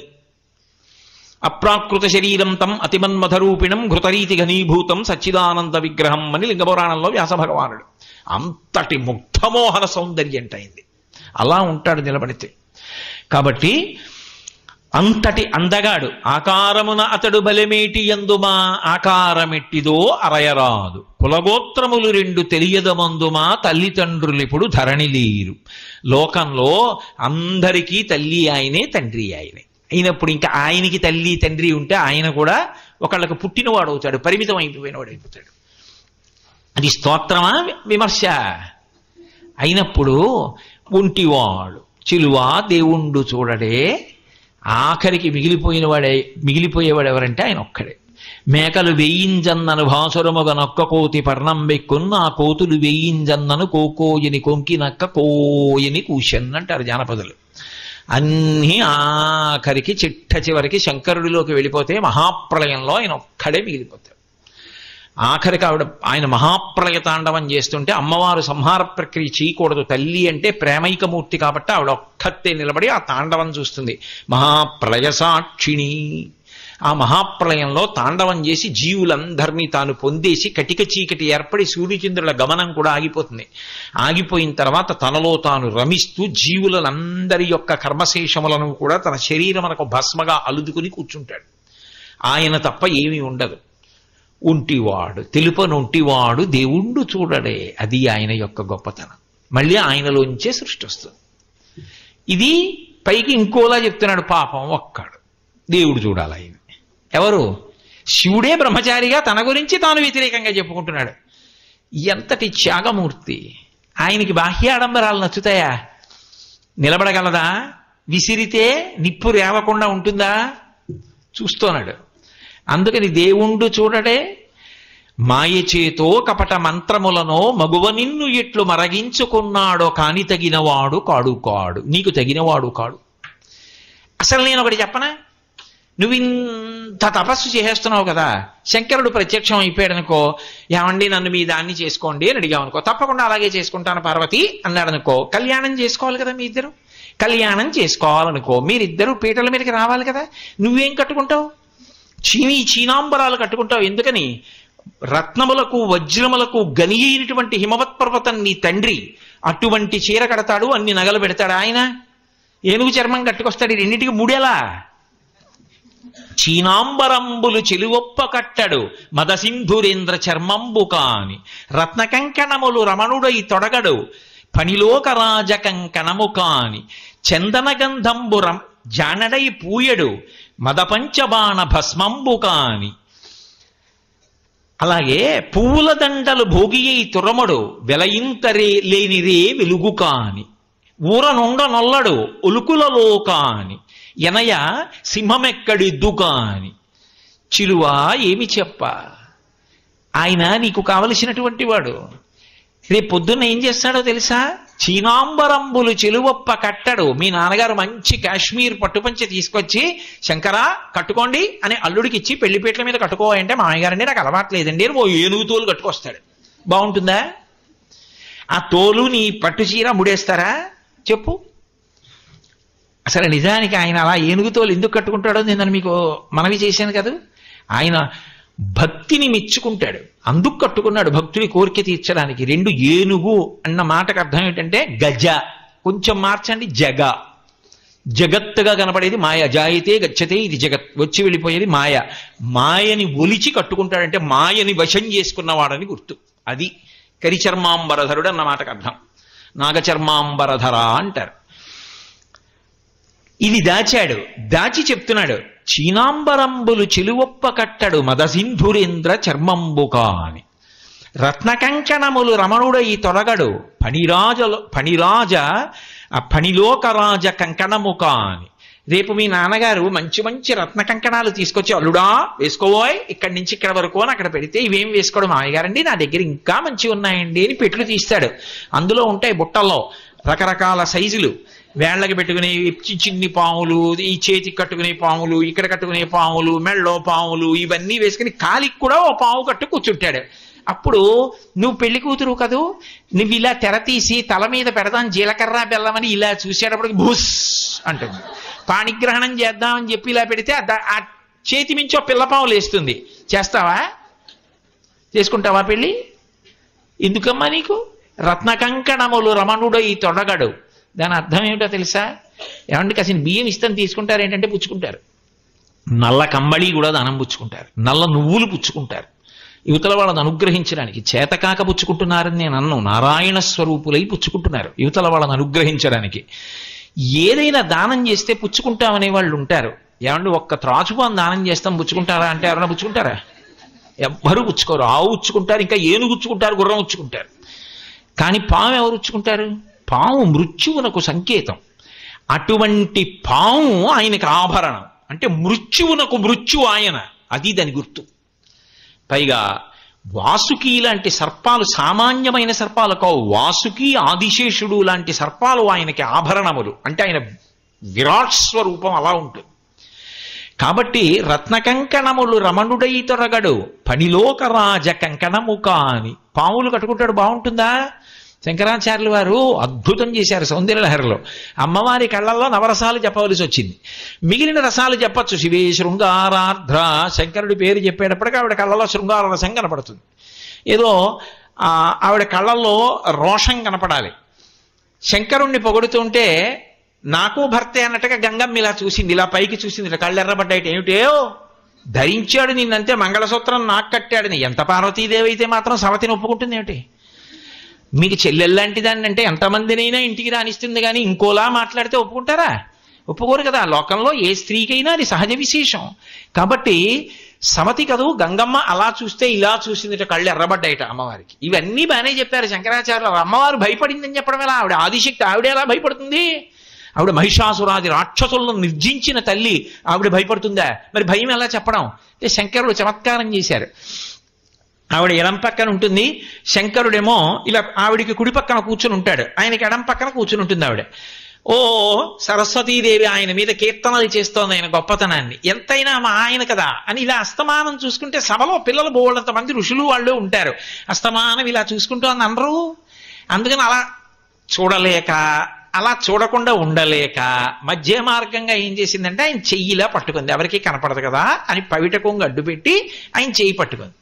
పట్టుకుంటే ఏదో చల్లగా పాకినట్టు అయింది. ఏమిటా అని ఇలా చూసింది. ఆయన చేతి మీద పాము ఒకటి, ఈవిడ చేతి మీద పాముతో అలా అంది. హరాహిభ్యో భీత, అప్పుడు నీ కళ్ళల్లో భయం కనపడింది అన్నారు శంకరాచార్యులు. శంకరుడి చేతి పామును అడ్డుపెట్టి అమ్మవారి కళ్ళల్లో భయం కనపడిందని ఆవిష్కరించారు. అద్భుతం శంకర భగవత్పాదుల రచనలు అలా ఉంటాయి. కాబట్టి అమ్మా రత్న కంకణములు రమణుడై తొడగడు పనిలోకరాజ కంకణము కాని చందన గంధంబు జానడై పూయడు మదపంచబాణ భస్మంబు కాని. చక్కగా చందనం పలక మీద చందనం తీసి పట్టుకొచ్చి అలదుకోండి బావగారు అని చెప్పి ఎవరో చెలికెత్తలో వాళ్ళు ఏదో వరుస పెట్టి చక్కగా ఇలా రాస్తున్నారు కూడా, అబ్బాయి నాకు వద్దు అంటాడు. ఎలర్జీయా ఏమి అంటే ఇవి అక్కర్లేదు ఆయనకి. ఏం కావాలి? ఆయన 3వ కంటి మంటతో కాల్ చేసినటువంటి ఆ మన్మధుడి యొక్క బూది తీసి ఒంటికి రాసుకుంటుంటాడు. ఏమైనా బాగుంటుందమ్మా? శవభస్మ తెచ్చి ఒంటికి రాసుకుని పెళ్లి కొడుకు కూర్చుంటే ఎంత అమంగళకరంగా ఉంటుంది. ఏమిటి అలా ఆయన కావాలి నీకు? నువ్వు కస్తూరి, జవ్వాజి, జాపత్రి ఇటువంటి వాటితో నిండినటువంటి జలములతో స్నానం చేస్తావు. అటువంటి తల్లివి ఆయన కావలసి వచ్చాడా నీకు? పైగా పెళ్లి కొడుకు అంటే మెళ్ళో పూలదండ వేసుకోవాలి. పెళ్లి కొడుకుని చేశాం అంటారు. ఏమీ ఉండదు, వాడి మెళ్ళో పూలదండ ఉండదు, ఏమి ఉండదు. ఏముంటుందంటే వీడియో ఉంటుందంతే. అందులో సెల్ ఫోన్లు వచ్చిన తర్వాత ఇంకా ప్రతివాడు ఫోటో తీసేవాడు. పెళ్లికి వెళ్ళడం అంత అన్యాయమైన విషయం లోకంలో ఇంకోటి కనపట్టాల. ఎందుకు వెళ్ళాము అంటే సెల్ ఫోన్ నుండి ఫోటోలు తీసే వాళ్ళ పృష్ఠభాగాలు చూడడానికి వెళ్ళాలంటే. మనం ఇక్కడ కూర్చుంటాం, 100 మంది వేదికను చుట్టూ ఉంటారు. మనం ఏం చేస్తుంటామంటే వాళ్ళ పృష్ఠభాగాలు దర్శనం చేసి కూర్చుంటాం అంతే. అంత అన్యాయమైనటువంటి స్థితిలోకి వెళ్ళిపోయింది వాళ్ళ ప్రపంచం. కానీ ఆయన నీకు చందనం రాస్తానంటే రాయించుకోడు, ఇదిగో ఇలా చేస్తాడు. పైగా పెళ్లి కొడుకు అంటే పూలదండ వేసుకోవాలి. పెళ్లి కొడుకు ఏమిటి అసలు? న్యాయానికి పురుషుడు పూలదండ వేసుకుని ఉండాలి అని. నాస్రగ్వీన్ అల్పభోగవాన్ అని. సరే ఇప్పుడు అన్ని పూలు దొరకట్లేదు, అన్ని దండలు వేసుకుని తిరిగినా బాగుండదంటే వేరే విషయం అనుకోండి, వదిలిపెట్టేసేయండి. నేను దాని గురించి ఇప్పుడు అనవసరంగా వ్యాఖ్యానాలు. కానీ పెళ్లి కొడుకుని చేసినప్పుడైనా కనీసం ఆ పెళ్లి అయిపోయే పర్యంతం మెడలో పూలదండ ఉండాలి, పూలదండ తీసేయకూడదు. కాబట్టి రేపు పెళ్లి కొడుకుని చేసి మీ నాన్నగారు మంచి పూలదండ చేస్తాడు. అందులో హిమవత్పర్వత ప్రాంతం కదా, బెంగళూరులోనే అన్ని పువ్వులు దొరికితే అక్కడెంత మంచి పువ్వులు దొరుకుతాయి. అంతంత మంచి మంచి పువ్వులతో దండ చేయించి వేసుకోవాయి అని తీసుకొచ్చి శంకరా అని ఇస్తాడు. ఆయన చక్కగా దండలు అవి వేసుకోడు. మాయగారు వీటి కాంతి కన్నా నా దగ్గర ఇంకోటి ఉందండి అని ఓ చంద్రబింబం ఒకటి తదినాటి చంద్రరేఖ ఒకటి తీసి కొప్పులో గుచ్చుకు కూర్చుంటాడు. ఎలా ఉంటుంది చూసేవాళ్ళకి? పైగా పెళ్ళి అయిపోయింది. ఎవరైనా ఏం చేస్తారు? గృహప్రవేశం చేస్తారు. గృహప్రవేశం అంటే పెళ్లి కొడుక్కి మంచి ఆస్తి ఉంది, పెద్ద భవనం ఉందంటే పెళ్లి కూతురు ఆయన చిటికిన వేలు పట్టుకుని గడప దగ్గరికి వెళ్ళి మీ పేరు చెప్పండి బావగారు అంటే ఆయన మొహమాట పడి ఆవిడ మొహమాట అలా రానివ్వమంటే హారతి ఇవ్వమంటే డబ్బు ఇవ్వాలంటే ఏదో మొత్తానికి నేను మీ మరదలు అలా కుదరదు పేరు చెప్పమంటే ఏదో ఆ ఇంట్లో కడితే అంత ఐశ్వర్యం చూసుకుని ఆడపిల్ల సంతోషపడిపోతుంది. మెట్టినింట్లో నాకు ఇంత ఐశ్వర్యం ఇంత సంతోషంగా ఉంటాను అనుకుంటుంది. మీ ఆయన చిటికిన వేలు పెట్టుకుని ఏం చేస్తాడు? ఊరనుండనొల్లడు లుకులలో కాని శ్మశానంలో కాపరం కాబట్టి గృహప్రవేశం అక్కడ. ఎందుకమ్మా ఆయన మీకు? ఆయన నిజానికి శ్మశానంలో ఉండడు. శ్మశానం అంతా ఉంది, అంతటా శివుడు ఉంటాడు. మీరు ఒక్కటి జ్ఞాపకం పెట్టుకోండి, శ్మశానం అంటే శరీరములను కాల్చే భూమి కాదు. ఎవరు ఎక్కడ చచ్చిపోతారో అది శ్మశానం. చచ్చిపోయిన శవాలు ఉండే చోటు శ్మశానం. ఎంతమంది ఎక్కడ పడితే అక్కడ చచ్చిపోతారు. చచ్చిపోయాక శ్మశానానికి తీసుకెళ్లారా? శ్మశానానికి వెళ్ళి చచ్చిపోతున్నారా? ఇంట్లో చచ్చిపోతున్నారు, వీధిలో చచ్చిపోతున్నారు, రోడ్డు మీద చచ్చిపోతున్నారు, మేడ మీద చచ్చిపోతున్నారు, గాలిలో చచ్చిపోతున్నారు, నీళ్లలో చచ్చిపోతున్నారు. చచ్చిపోయాక శ్మశానానికి వెడుతున్నారు. అయితే లోకమంతా శ్మశానమను, లేకపోతే శ్మశానం లేదను, ఏదో ఒకటే. కాబట్టి అంతా శ్మశానమే ఉన్నదంతా. కాబట్టి ఆయన కానిది ఆయన లేనిది లేదమ్మా అని దాని అర్థం. కానీ పైకి ఎలా అంటాడు? ఊరనుండనొల్లడు ఒలుకొలలో కాని ఎనయ సింహం ఎక్కడెద్దుగా అని. నీకు సింహం వాహనం, ఆ సింహం నిన్ను భరిస్తుంది. రండి చక్కగా ఈ సింహం ఎక్కెడదామంటే ఏదో మంచి చక్కగా బ్రహ్మాండమైనటువంటిది ఓ 1,50,00,000 కారు ఒకటి విమానంలో విదేశాల నుంచి తెప్పించి మామగారిచ్చి, అల్లుడా నా కూతుర్ని తీసుకుని వెళ్ళబోయ్ అంటే, మామగారిని ఎందుకండి బ్రహ్మాండమైన గుర్రబండి ఉంది నాకు అని అక్కడి నుంచి ఆ గూడు బండిలోకి అమ్మాయిని ఎక్కించి అటు ఇటు ఊగిపోయి కర్రలు భుజాలకు కొట్టుకుంటుంటే ఆయన ముందు దండెక్కి ట్రర్రని దాన్ని కొట్టుకుంటూ వెళ్తున్నాడు అనుకోండి. ఊళ్ళో వాళ్ళు ఏమనుకుంటారు? ఏంటి ఇలాంటి అల్లుడు వచ్చాడు ఈయనకి అనుకోరు. అలా ఎనయ సింహం ఎక్కడ ఎద్దుగా అని ఆ ఎద్దెక్కి తిరుగుతుంటాడు. ఎప్పటిదో పాపం ఎద్దు ముసల్దా అయిపోయి ఉంటుంది. అది ఎక్కి తాను కూర్చుని నిన్ను ఎక్కించుకుని ఊడిదిలో తిరుగుతుంటే ఆ హనీ ఐశ్వర్యం ఎంత బాగుంటుందంటావు. అంటే ఎక్కడైనా లోపల రవ్వ ఉంటే మాత్రం విసిరితే మంటే. నిజంగా ఆవిడికి ఎక్కడైనా చిన్న అనుమానం ఉందనుకోండి శివుడికి ఐశ్వర్యం లేదని, అమ్మో నిజమేనండి బాగా వచ్చారు సుమా దేవుడిలాగా, ఇప్పటికే అనవసరంగా ఇక మళ్ళీ ఎప్పుడు శివ అన్నండి అని పారిపోవాలి ఇంటికి. అలా మాట్లాడాడు. అయ్యో నా పెళ్లి పాడైపోతుందేమో కాదు, అవతల వారి యందు శివభక్తిని అలా పరీక్షించాడు. కాబట్టి ఇంట నుండనొల్లడు లుకులలో కాని ఎనయ సింహం ఎక్కడిద్దుగా అని. అటువంటి వాడు నీకెందుకమ్మా? కాబట్టి నా మాట విను. నీకొక్క మాట చెప్పనా? నీ అదృష్టమో నా అదృష్టమో నువ్వు బాగా గమనించుంటావు, నీ బ్రహ్మచారిని. కాబట్టి నేను వయసులోనున్నవాడ ముదిమిలేనివాడ మోహనాకారుండ తరుణి నిన్ను నేల తగినవాడ నన్ను తవిలి నీవు నా వెంట చనుదెమ్ము వనటకుంద నేత్ర వనజనేత్ర. ఎందుకు అనవసరంగా ఆయన గురించి తపస్సు ఏమిటి? చూసావా బ్రహ్మచారిని ఎంత అందంగా ఉన్నానో. కాబట్టి అయింది ఏదో అయిపోయింది, ఇంకా మళ్ళీ వెనక్కి వెళ్ళి తెలియక నేను శివుడి గురించి తపస్సు చేశాను అమ్మ, అక్కడతో వదిలిపెట్టేశానమ్మా, మీరు సంబంధం చూడండమ్మా అంటే ఊళ్ళో వాళ్ళందరూ శివుడి గురించి తపస్సు చేసిందట, ఇప్పుడేమో ఇంకోడు కావాలట, పిల్ల మనసు మలినమైంది కదా, రకరకాల పేర్లు చెప్తారు. అక్కడి నుంచి మీ అమ్మగారికి నాన్నగారికి మనసు పాడవుతుంది. ఎందుకు? హాయిగా నేను వచ్చానుగా బ్రహ్మచారిని, చక్కగా చూడు ఎంత అందంగా ఉన్నాను. ముదిమిలేని వాడ, నేనేం ముసలాన్ని కాదు, మోహనాకారుండా చక్కగా అందంగా ఉన్నాను. తరుణి నిన్ను నేల తగినవాడ, నిన్ను చేపట్టడానికి తగినవాడిని. కాబట్టి నన్ను తవిలి నీవు నా వెంట చనుదేమో. ఇంకా మళ్ళీ ఇంటికి వెళ్ళడాలు చెప్పడాలు పెట్టకో, వచ్చేయి. వనటకుంద నేత్ర వనజనేత్ర, అలా ఇంటికి వెళ్లకుండా ఇక్కడే కూర్చుని తపస్సు మానేసి బాధపడుతూ జరిగింది ఏదో ఇలా అయిపోయింది అలా ఎలా ఎలా అని వేళ్ళు విరుచుకోకు, వచ్చేదా పోదాం అన్నాడు. ఆవిడంది వెంటనే లేచి చిలికెత్తెల్ని పిలిచింది. వీడట బ్రహ్మచారియట వీనుల పెట్టగరాని మాటలే ఆడుచునున్నవాడు, నమశివాయయుండాడగరాదు మదనాంధుడు వీడు, వీని పండ్లోడగ వేసి ద్రుబ్బుడని ఉగ్రత పల్కిన కాంతలందరు. వెంటనే ఆవిడ లేచింది, చెవులు మూసుకుని నమశివాయ, శివునకు నమస్కారము వినా ఇంకొక మాట వినడానికి వీల్లేదు. మదనాంధుడు వీడు మదంతో కాలిపోతున్నాడు. వీనులన్ పెట్టగరాని మాటలే ఆడుచునున్నవాడు. శివనింద వినకూడదు, శివనింద పలుకుతున్నాడు. దాని వలన విని మనకి మహాపాపం వస్తుంది. ఒక్కటే పండ్లు ఉడగవేసి ద్రొబ్బుడని, వీడి పళ్ళు ఊడిపోయేట్టు కొటాతలకి లాగిబారేయండి. ఉగ్రత పలికిన మహాకోపంతో పలికేటప్పటికీ కాంతలందరూ చుట్టూ ఉన్న చెలికెత్తలందరూ ఆ బ్రహ్మచారి మీద పడ్డారు, ఈడ్చి తగిలిస్తూ. అమ్మబాబోయ్ అని అకస్మాత్తుగా ఒక్కసారి తన పరమశివుని యొక్క స్వరూపాన్ని ఆవిష్కరింపజేశారు. వేసి శంకర చంద్రోద్భాసిత శేఖరే స్మరహరే గంగాధరే శంకరే సర్పైర్భూషిత కంఠకర్ణ వివరే నేత్రోద్ధవైశ్వానరే దంతిత్వకృత సుందరాంబరధరే త్రైలోక్య సారే హరే అంటారే శంకరులు. అలా దివ్యమంగళ విగ్రహాన్ని చూపించాడు. చూపించగానే పొంగిపోయి అమ్మవారు పాదముల మీద పడి నమస్కారం చేసింది. నమస్కారం చేసి నిలబడితే అన్నారు, కామిని చూచు చూపులకు కామపరవశుండై కాముని తొల్లి గెలిచిన మగంటిమి నెల్ల మరంగి కామినిన్ లోలత చూచుచుండ మరి కామినియున్ కాముడు చూచు చూపులకు కామ వికారత పొందే మదనాస్త్రపాతయై. ఇంత మన్మధుణ్ణి గెలిచినవాడు ఆవిడ తపశ్శక్తి చేత వశం చేసుకుంటే శివుడంతటి వాడు అమ్మవారిని, అబ్బా ఏమి తపశ్శక్తి, నన్ను వశం చేసుకున్నావు పార్వతి అని అభినందన పురస్సరంగా చూస్తున్నట్టు. ఆవిడ శంకరుడి అందానికి చూసి ఎంత అందగాడో అని మనస్సులో ఆవిడ అలా నిలబడిపోయి ఆవిడ చూస్తోందట. అడిగాడు, నన్ను కళ్యాణం చేసుకోమనే కదా నువ్వు వచ్చావు, మనమిద్దరం అభిన్నులం, ఎప్పుడూ అది దంపతులం, రా కైలాసానికి వెళ్ళిపోదాం అన్నాడు. ఆవిడంది, రాను. గతంలో ఇలాగే నేను అనేక అవతారాల్లో కళ్యాణం చేసుకున్నాను. దక్ష ప్రజాపతి కుమార్తెగా ఉన్నప్పుడు కూడా చేసుకున్నాను. ఈ అవతారంలో అలా రాను. నువ్వు నా పుట్టినింటికి రావాలి. ఎక్కడ నా పుట్టినిల్లు? హిమవత్ పర్వత ప్రాంతంలో హిమవంతుడుండేటటువంటి చోటికి రావాలి. వచ్చి కన్యార్థివి కావాలి. నువ్వు అడగాలి, పెద్దవాళ్ళని పంపించాలి.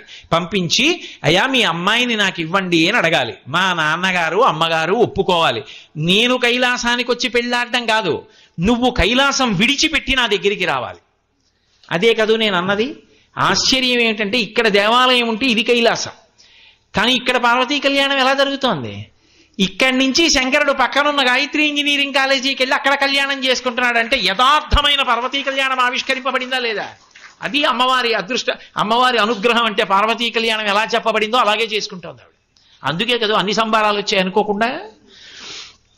కాబట్టి నువ్వు రావాలి, కైలాసం విడిచిపెట్టి వచ్చి నన్ను పరిణయమాడి నన్ను తీసుకుని కైలాసానికి వెళ్ళు. రేపు అలాగే కదా, ఇక్కడి నుంచి వచ్చి కళ్యాణమై కళ్యాణమూర్తులు ఆలయంలోకి వస్తారు.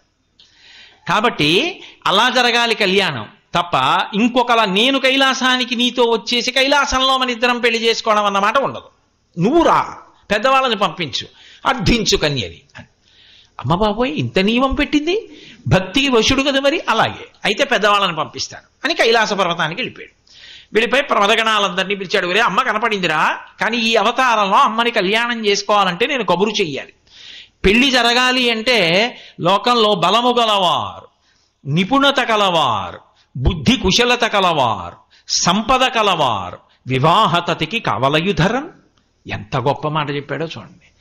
ఆయన అన్నాడు, రే పెళ్ళి అవ్వడం అంటే కొన్ని లక్షణాలు ఉన్న వాళ్ళని ముందు సేకరించుకోవాలి, వాళ్ళని దగ్గర పెట్టుకోవాలి తప్ప ఏదో ఇంట్లో పెళ్ళి అంటే పెళ్ళి పెళ్ళి పెళ్ళి అంటే అంత సబబుగా అంత అందంగా ఉండదు. అది చాలా అందంగా తృప్తిగా పెళ్లి జరగాలి అంటే బుద్ధి గలవారు, మొట్టమొదట మంచి బుద్ధి కలిగిన వారు, దాని గురించి తెలిసిన్న వారిని ఆశ్రయించాలి. నిపుణత గలవారు, కేవలం తెలిసుంటే సరిపోదు, అక్కడ ఉన్న దేశకాలాదులను బట్టి అందం వచ్చేట్టే ఎలా చెయ్యాలో చెప్పగలిగిన వాడు అయి ఉండాలి. నిపుణత గలవారు, అలాగే బుద్ధి కుశలత కలవారు, దాని యందు మంచి సూక్ష్మ బుద్ధితో ఆలోచించి అప్పటికి ఏ నిర్ణయం చేసి ఎలా చెయ్యాలో చెప్పగలిగినటువంటి వారై ఉండాలి. అది శాస్త్ర విరుద్ధము కాకూడదు. సంపద కలవారు, డబ్బు కలిగిన వాడు ఉండాలి పక్కన పెళ్లిలో. ఎందుకని అంటే అస్తమానం అన్నింటికీ మీరు తీలేరుగా. బబుక్కలు అవసరం వచ్చిందనుకోండి, ఓ 1000 ఇవ్వండి అంటే నోట్ రాయండి అనేవాడు ఉంటేవా పరువు పోదు.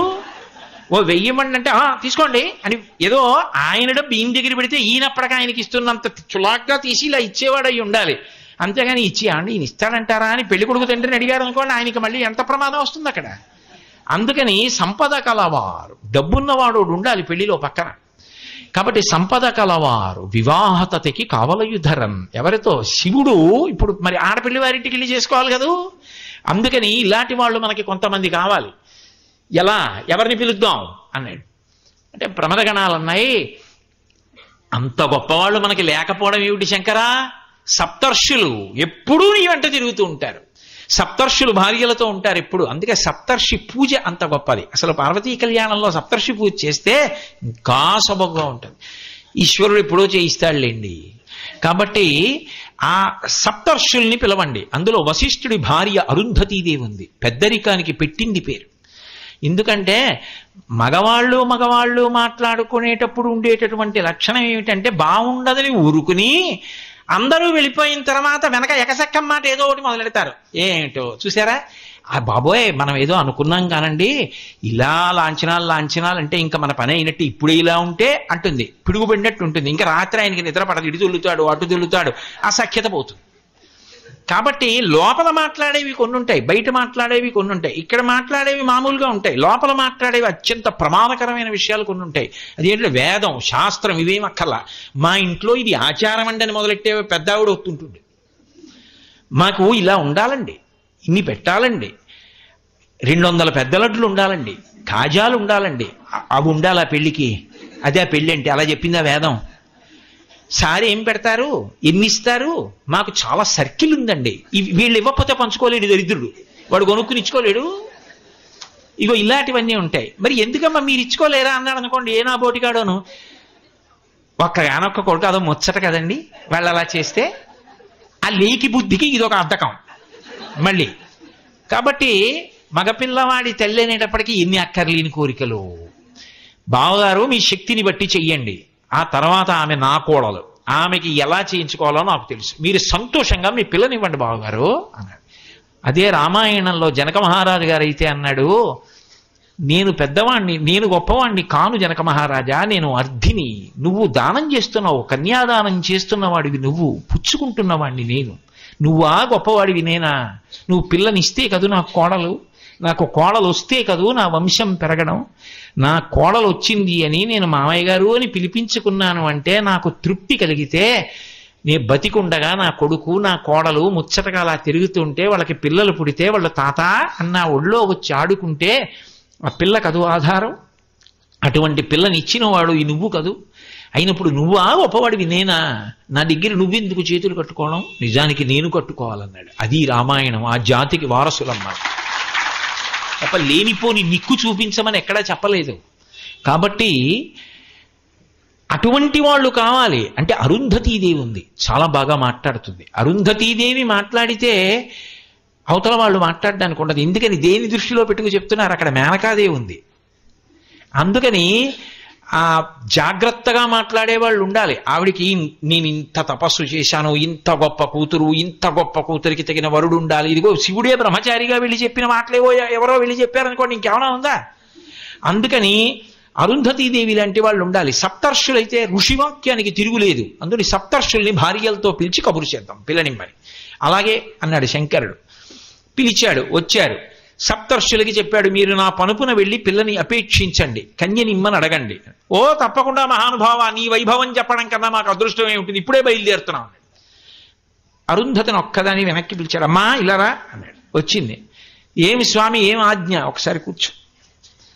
ఆయన అన్నాడు, గొప్ప నీతి చెప్పాడు. వనిత కూతుల పెండ్లి చేయునెడలన్ వాచాలకుల్ తల్లులేయని లోకంబులు పల్కుగావున సతీ నీ వద్రీషు ఇల్లాలితో ఒరగన్ వనరన్ ఈ కన్నియకున్ వరుండు తగు మీరు ఊహింపగానేల ఇమ్మని కార్యంబు ఘటింపగా పలుకుమీ నిరేజ పత్రిక్షణ అన్నాడు. ఈ లోకంలో పెద్ద ఇబ్బంది ఒకటి ఉందమ్మా, నీకు తెలియదు. ఏమిటో తెలుసా? కూతుల పెండ్లి చేయుడెల ఎల్లెడలన్ వాచాలకుల్ తల్లులే. ఆడపిల్ల పెళ్లి చేసేటప్పుడు మొట్టమొదట వాచాలత్వం ఎవరిది అంటే ఆడపిల్ల తల్లిదే. నేనంటలేదు మహాప్రభు, శివుడు అన్నాడు. ఎందుకంటే పెళ్లి కుదిరే వరకు ఒకలా ఉంటుంది, పెళ్లి కుదిరిపోయిన తర్వాత ఆడపిల్ల తల్లికి వెంటనే వచ్చే అనుమానం ఏమిటంటే, ఏమిటో అంత చటుక్కు నొప్పేసుకున్నారు, ఇంతకన్నా 4 సంబంధాలున్నాయి, ఈ సంబంధం కాకుండా మిగిలిన 3 కూడా ఒక్కసారి చూస్తే బాగుండేదేమో, గబుక్కు నొప్పేసుకున్నానేమో, ఆ 3 ఇంకా ఆస్తి ఎక్కువ ఉంది, ఆ పిల్లాడి ఉద్యోగం మంచిది, కాబట్టి ఇంకా పిల్ల సుఖపడినేమో, చటుక్కు నొప్పేసుకున్నామేమోనండి. మనం కానీ తొందరపడిపోలేదు కదా, మనం చేసిన నిర్ణయానికి పిల్ల జీవితం పాడైపోదు కదా, పర్వాలేదంటారా?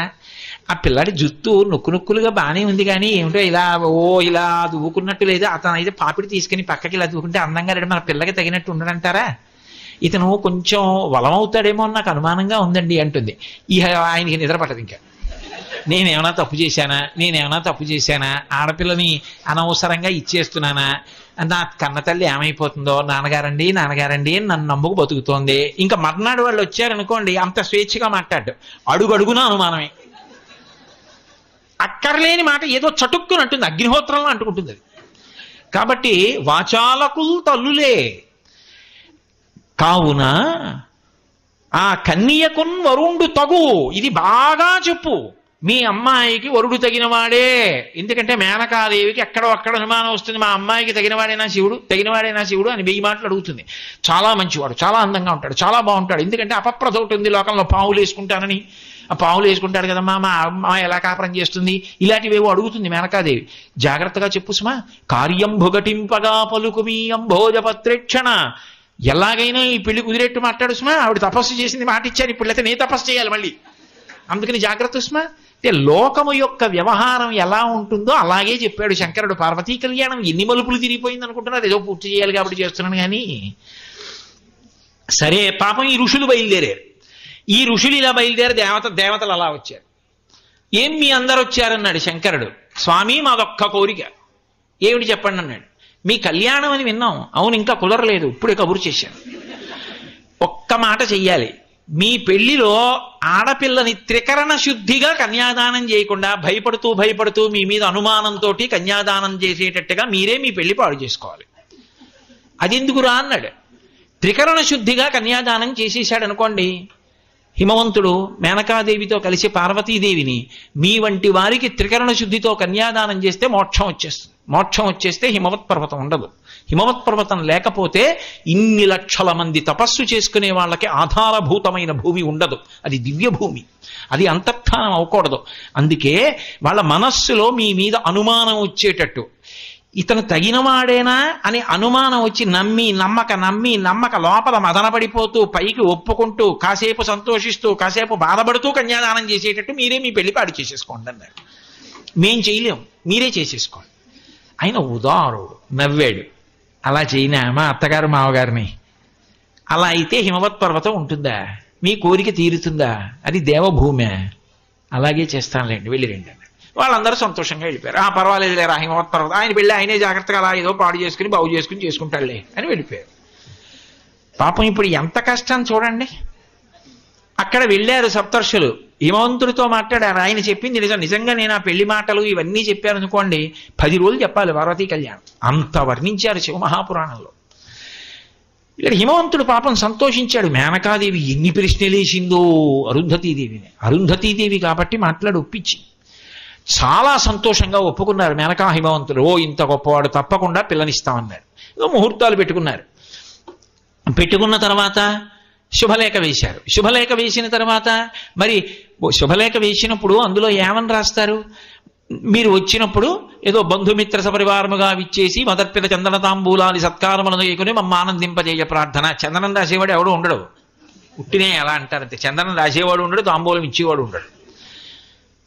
కానీ నేను మాత్రం మా అమ్మాయి పెళ్లికి చేశాను భగవంతుడు అనుగ్రహంతో అలా. కాబట్టి అసలు ఆ చందనం అలది తాంబూలం ఇవ్వడం కదండి మర్యాద.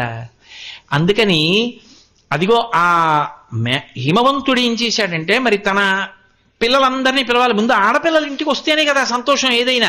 ఓ శుభకార్యం అనేటప్పటికీ ముందు వాళ్ళు వచ్చేయాలి. ఒక్క చీర కోసం 3 రోజులు షాపింగ్కి వెళ్ళాలి.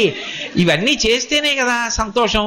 తేవాలి, మళ్ళీ ఇచ్చేస్తుండాలి, ఇది బాగుందనాలి, రాత్రి పడుకోవాలి, పొద్దున్న లేవాలి, మళ్ళీ అంచు చూడాలి, పైన చూడాలి, ఏదో రకరకాలు ఉంటాయి. అవన్నీ సంతోషాలు. నేను ఎందుకు అవి తప్పని కానీ ఒప్పని కానీ నేను అంటలేదు.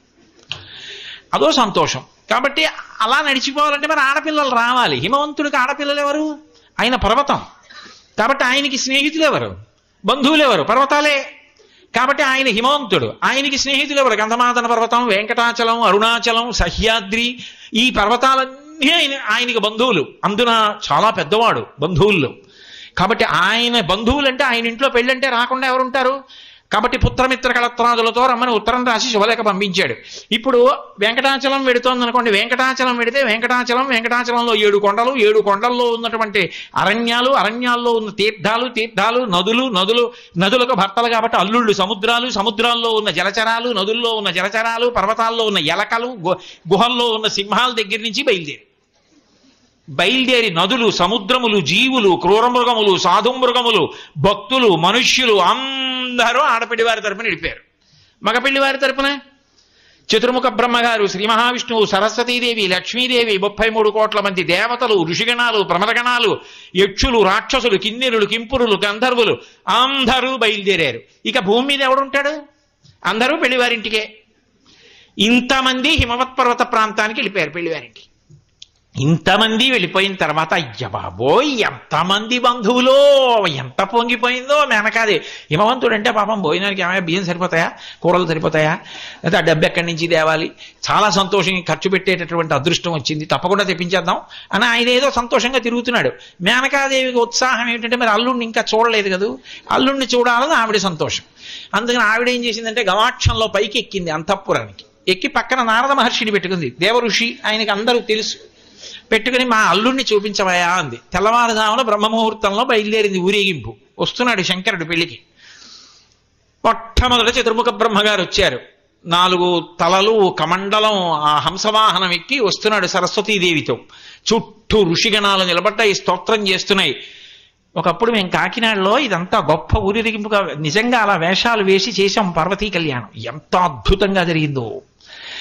అలా వస్తుంటే చూసింది మేనకాదేవి. అబ్బా ఆయనేనా మా అల్లుడంది. అబ్బా ఈయనకి 5 ఉండేవమ్మా, తలకాయలు ఓడి గిల్లిశాడు మీ అల్లుడు, 4 ఉన్నాయి. మీ అల్లుడు ఎక్కడమ్మా, మహానుభావుడమ్మా, ఆయన పేరు చెప్తే ఈయన పొంగిపోతాడమ్మా. ఓ అంత గొప్పవాడా. బ్రహ్మగారి గణాలన్నీ వెళ్ళిపోయి తర్వాత శ్రీ మహావిష్ణువు వస్తున్నారు. ఆయన అందచందాలు, లక్ష్మీదేవి, ఆయన వెనక ఉండేటటువంటి గణాలు ఎవరికి చెప్పతరం. ఆ శంఖం, చక్రం, ఆ శోభ, ఆ గరుత్మంతుడు, ఆ వేదనాదం. ఓహో మహానుభావుడు బయలుదేరి వెళ్తున్నాడు. ఆయనేనా? అమ్మ నిజంగా చెప్పాలంటే ఆయనకి మీ అల్లుడికి అభేదం, ఇద్దరికీ భేదం లేదు. కానీ ప్రస్తుత మాత్రం మీ అల్లుడు కాడు. ఇంతకన్నా మీ అల్లుడు అందంగా ఉంటాడు. ఈయన తపస్సు చేసి మీ అల్లుడి శరీరంలో సగభాగం పొందాడు. అబ్బా అంత అందంగా ఉంటాడా మా అల్లుడు అని 11 అయింది. గుక్కిడి మజ్జిగ తాకుండా అలాగే నిచ్చింది. అల్లుడు వచ్చేస్తాడేమో అని పాపం. 12 అయింది, 1 గంట అయింది. నవగ్రహాలు వచ్చారు, యక్షులు వచ్చారు, గంధర్వులు వచ్చారు, కిన్నెరులు వచ్చారు, కింపురుషులు వచ్చారు. కాళ్ళు లాగి అక్కడే కుర్చీ వేసుకుని ఏదో పిలిచి గుక్కిడి మజ్జిగ తాగి పాపం అలా కూర్చుంది. అల్లుడు వెళ్ళిపోతాడేమో అని. ప్రదోష వేళ అయింది. ఇంకా సూర్య ఇంకా రాడేంటే బాబు, తెల్లవారకట మొదలైంది. ఇంతమంది వచ్చారు, కాఫీలు భోజనాలు చూస్తున్నారు, కానీ మా అల్లుడు ఏడంది. నారదుడు అమ్మా ఆవిడ అడగలేదు ఈయన మా అల్లుడా అని. ఒక ఆయన ఎడుతున్నాడు మధ్యలో. ఆ భూతగణాలు, పిశాచగణాలు, ప్రమదగణాలు వెడుతుంటే మధ్యలో దిగంబరంగా ఉండి డమరకం పట్టుకుని ఎగిరిగిరి నాట్యం చేస్తూ వెడుతున్నాడు. ఈవిడ చూసి ఇలా తల తిప్పుకుంది. అడగలేదు ఈయనేనా మా అల్లుడని. నారదుడు అన్నాడు అమ్మా ఆయనే మీ అల్లుడని తిప్పాడు. ఆ చూసిన ఆవిడ చూసినట్టు హడిలిపోయింది. నేను నిజం చెప్తున్నాను, నేను ఏదో ఉత్తినే చెప్తున్నానని మీరు అనుకుంటున్నారు. కానీ ఈ శివమహాపురాణంలో నేను చాలా సంక్షిప్తం చేసి చెప్తున్నాను, సమయాన్ని దృష్టిలో పెట్టుకుని. హడిలిపోయి కిందకి దిగిపోయి తిన్నగా పెళ్లి కూతుర్ని చేస్తున్న పార్వతీదేవి గదికి వెళ్ళి కంఠం పట్టుకుంది. వీడిని పెళ్లి చేసుకోవడానికి తపస్సా, పీక పిసికేసి నిన్ను చంపేస్తాను, నేను చచ్చిపోతాను, వాడు అల్లుడు ఏమిటి అని. అమ్మా నీకు తెలియదమ్మా, ఆయన మహానుభావుడమ్మా, నా మాట వినమ్మా అంటుంది పార్వతీదేవి. మీ నాన్న సంగతి చెప్తాను. అసలు ఆయన అనాలి బియ్యం అంటాడు, విస్తరాకులు అంటాడు, అల్లుడు ఎవరో చూడలేదు ఇప్పటికైనా. ఆయన దగ్గరికి వెళ్ళి హిమవంతుణ్ణి పట్టుకుంటే అసలు సంగతి ఏమిటో అడుగుతానుండి. వచ్చిన వాళ్ళు సప్తర్షులు, అరుంధతి కదా, మనకి పెళ్లి మాటలకు వచ్చిందని వాళ్ళని పిలిచాడు. అరుంధతీవి చెప్పింది కాదమ్మా నా మాట విను, నీ అల్లుడు సర్వలోక భర్త. ఆయన మీ మనసులు పాడవడానికి ఇలా చేశాడు, దానికి ఒక కారణం ఉంది. కానీ మీ అల్లుడి రూపం అది కాదు. అప్రాకృత శరీరం తం అతిమన్మధరూపిణం ఘృతరీతి ఘనీభూతం సచ్చిదానంద విగ్రహం. మహానుభావుడమ్మా. కోటి సూర్య ప్రతేకాశం సర్వావయవ సౌందరం విచిత్రవసనం చాధ నానాభూషణ భూషితం. ఇప్పుడు చూడండి, మీ అల్లుండని చూపించాడు నారదుడు సప్తర్షులు. కోటి సూర్య ప్రతీకాశం, కోటి సూర్యులు వెలిగిపోతుంటే ఎలా ఉన్నారో అటువంటి రూపంతో ఉన్నాడు. సర్వావయవ సుందరం, ఇలా చేతి గోటి వంక చూస్తే ఇంకా కళ్ళు తిప్పుకోలేరు, అంతటి సౌందర్య రాశి. ఆపాదమస్తకం. కోటి సూర్య ప్రతీకాశం సర్వావయవ సుందరం విచిత్రవసనం చాథ, ఎవ్వరూ కట్టుకోనటువంటి అద్భుతమైనటువంటి పట్టుబట్ట కట్టుకున్నాడు. విచిత్రవసనం చాథ నానాభూషణ భూషితం, అద్భుతమైనటువంటి భూషణములన్నీ ధరించి కిరీటం పెట్టుకుని మిసమిసలాడిపోతున్నాడు. కన్ను తిప్పుకోలేకపోయింది మేనకాదేవి. అబ్బా ఏమి సౌందర్యం! సమస్త గణములు అలా నిలబడిపోయి శంభో శంకరాట్ అలా ఉన్నాడు చూడ్డానికి. పైగా సుప్రసన్నం సులావణ్యం సుహాసంచ మనోహరం గౌరాభం ద్యుతి సంయుక్తం చంద్రరేఖా విభూషితం. ఆయన్ని చూస్తే సుప్రసన్నం, మహాప్రసన్నుడై ఉన్నాడు. సులావణ్యం, ఏమి లావణ్యం!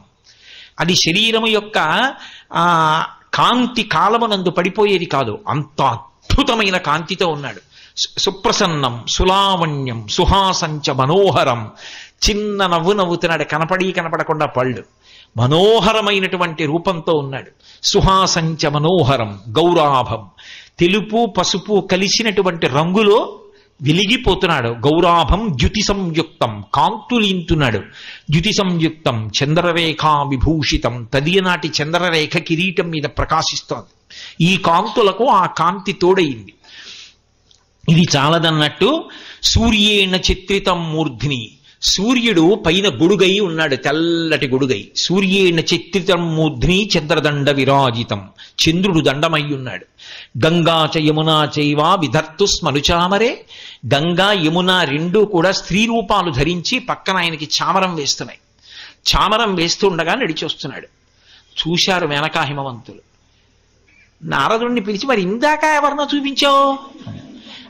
అమ్మా ఆయన, మరి అదే భయం, రేపు పండక్కి వస్తే ఇలాగే ఎప్పుడు ఉంటాడా? మరి అలా ఎందుకు కనపడ్డాడు అసలు? అమ్మా నన్ను ఏం చెప్పంటావు? అలాగా ఉంటాడు, ఇలా అదిగో అదే మనకు భయం. అలాగా ఇలాగా ఉంటే అప్పుడప్పుడు అలా కనపడితే ఎలా అంటే, అమ్మా అది ఒక కారణానికి కనపడ్డాడు, ఆయనకి తెలియదమ్మా. అస్తమానం అలా ఎందుకు కనపడతాడు? కనపడ్డలాగా. ఆయన దిగంబరుడు అన్న మాటకు అర్థం దిక్కులు అంబరములు అంతటా నిండిపోయి ఉన్నటువంటి స్వరూపం అది. దాని తత్వం వేరు. ఒక కారణానికి కనపడ్డాడు. ఏమిటి అసలు కారణం? మేనకాదేవికి మనసులో అపనమ్మకం ఉండిపోవాలి. ఇలాగే ఉంటాడా, యోగ్యమైన వాడికి ఇస్తున్నామా పిల్లని అన్న భయం ఒకటి ఉండిపోవాలి. ఇంత చూసినా హిమవంతుడికి అదే భయం ఉండిపోవాలి. కన్యాదాన సమయంలో ఉండిపోతే హిమవత్ పర్వతం ఉండిపోతుంది, దేవతల కోరిక తీరుతుంది. అందుకు చేశాడు అది. ఎవరు చేస్తారు? మహాత్యాగి. పార్వతీ కళ్యాణం అంటే శంకరుడి యొక్క శీల వైభవం. లోకములకు తండ్రిగా అందరినీ రక్షించడానికి ఆయన చేసేటటువంటి విశేషాలు అలా ఉంటాయి. అందుకని అది చెప్పరు. అమ్మా ఒకప్పుడు కనపడ్డాడు, కానీ అది కాదు ఆయన యథార్థ స్వరూపం, మహాద్భుతం. ఇదిగో ఇప్పుడు నీకు కనపడ్డారే, అది అసలు రూపమై భక్తుల్ని సంతోషపెట్టడానికి ఒకప్పుడు ఏనుగు చర్మం కట్టుకుంటాడు, ఒకప్పుడు జింక చర్మం కట్టుకుంటాడు. అవన్నీ వేరు. ఆయన తత్వావిష్కరణ కోసం వచ్చేవి. ఆయన యథార్థ స్వరూపం ఇది. అందుకే ఆయన రూపాన్ని చూసిన వాళ్ళు ఆయన శరీరంలో అర్ధభాగాలు కోరుతూ ఉంటారు. అంతటి అందగాడమ్మా అన్నారు. చాలా సంతోషించింది. సరే అయితే పార్వతీ కళ్యాణం చేస్తాం ఒప్పుకున్నారు.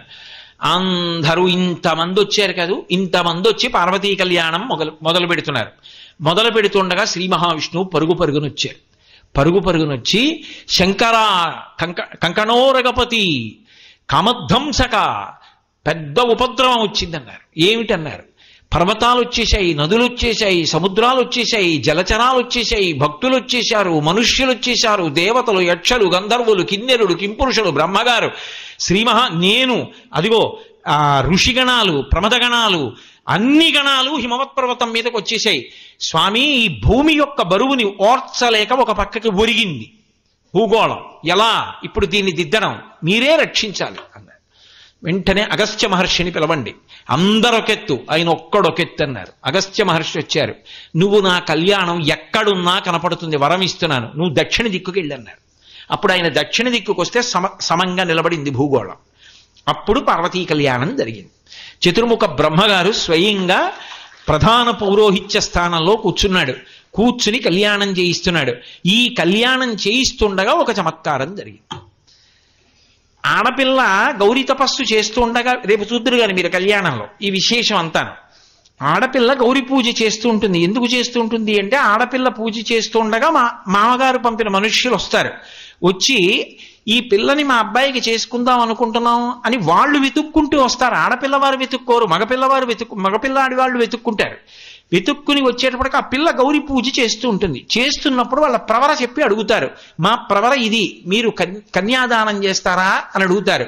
వాళ్ళు ప్రవర చెప్పి అడుగుతారు. అందుకే పెళ్లిలో అత్యంత కీలకం ఏమిటి అంటే మామగారు ఒప్పుకోవడం ప్రధానం.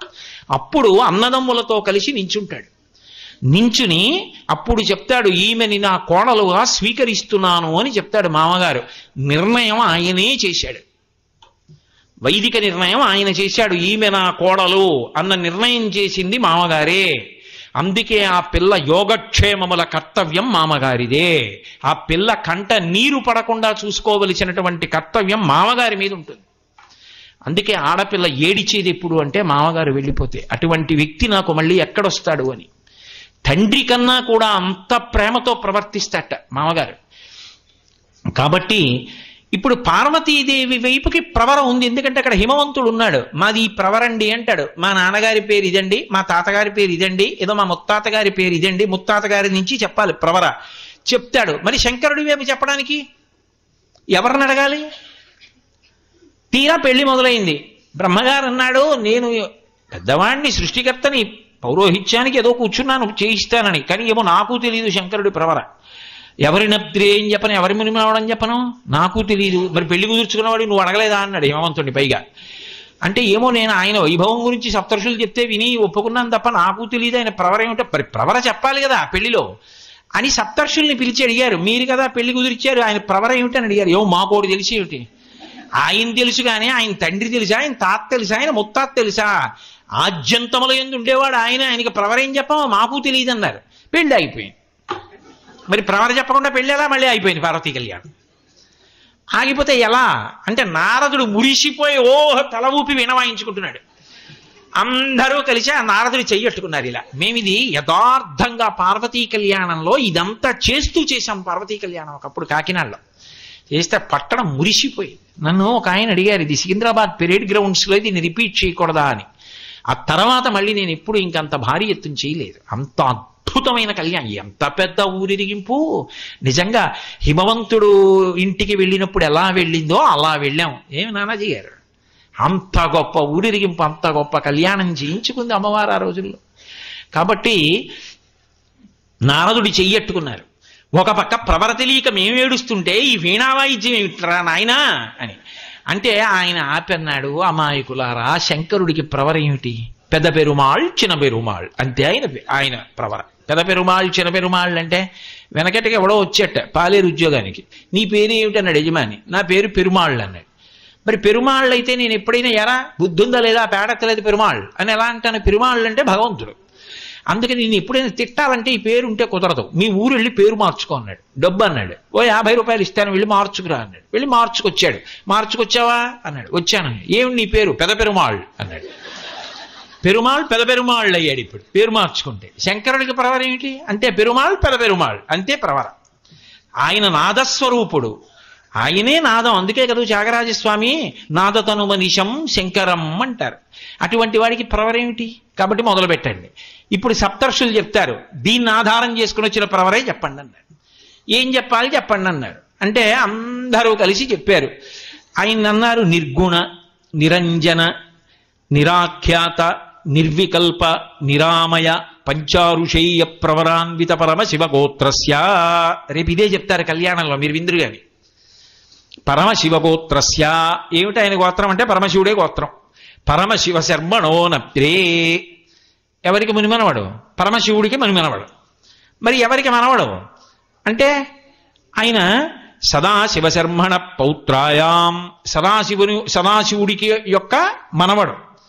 మరి తండ్రి గారెవరు? ఈశ్వర శర్మణ పుత్రాయ, ఈశ్వర శర్మ యొక్క పుత్రుడు. మరి పెళ్లి కొడుకు ఏమిటి అంటే అఖిలాండ కోటి బ్రహ్మాండనాయకాయ ఆది మధ్యాంతరహితాయ వేద వేదాంత వేద్యాయ కైలాసపర నివాసాయ విశ్వేశ్వర శర్మణే వరాయ.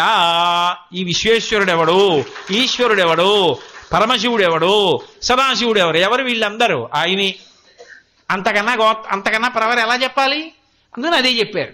పార్వతీదేవిది హిమవంతుడిని అడుగుతారు, ఆడపిల్ల తండ్రిని అడుగుతారు, అక్కడికి వెళ్ళి బాగుండదు ప్రవర తెలియదంటే. కనీసం తెలిసిన వాళ్ళని అడిగి రాసుకోవాలి ముందే. ఆయన అన్నాడు మా ప్రవర చెప్తాను అని చెప్పాడు ఆయన.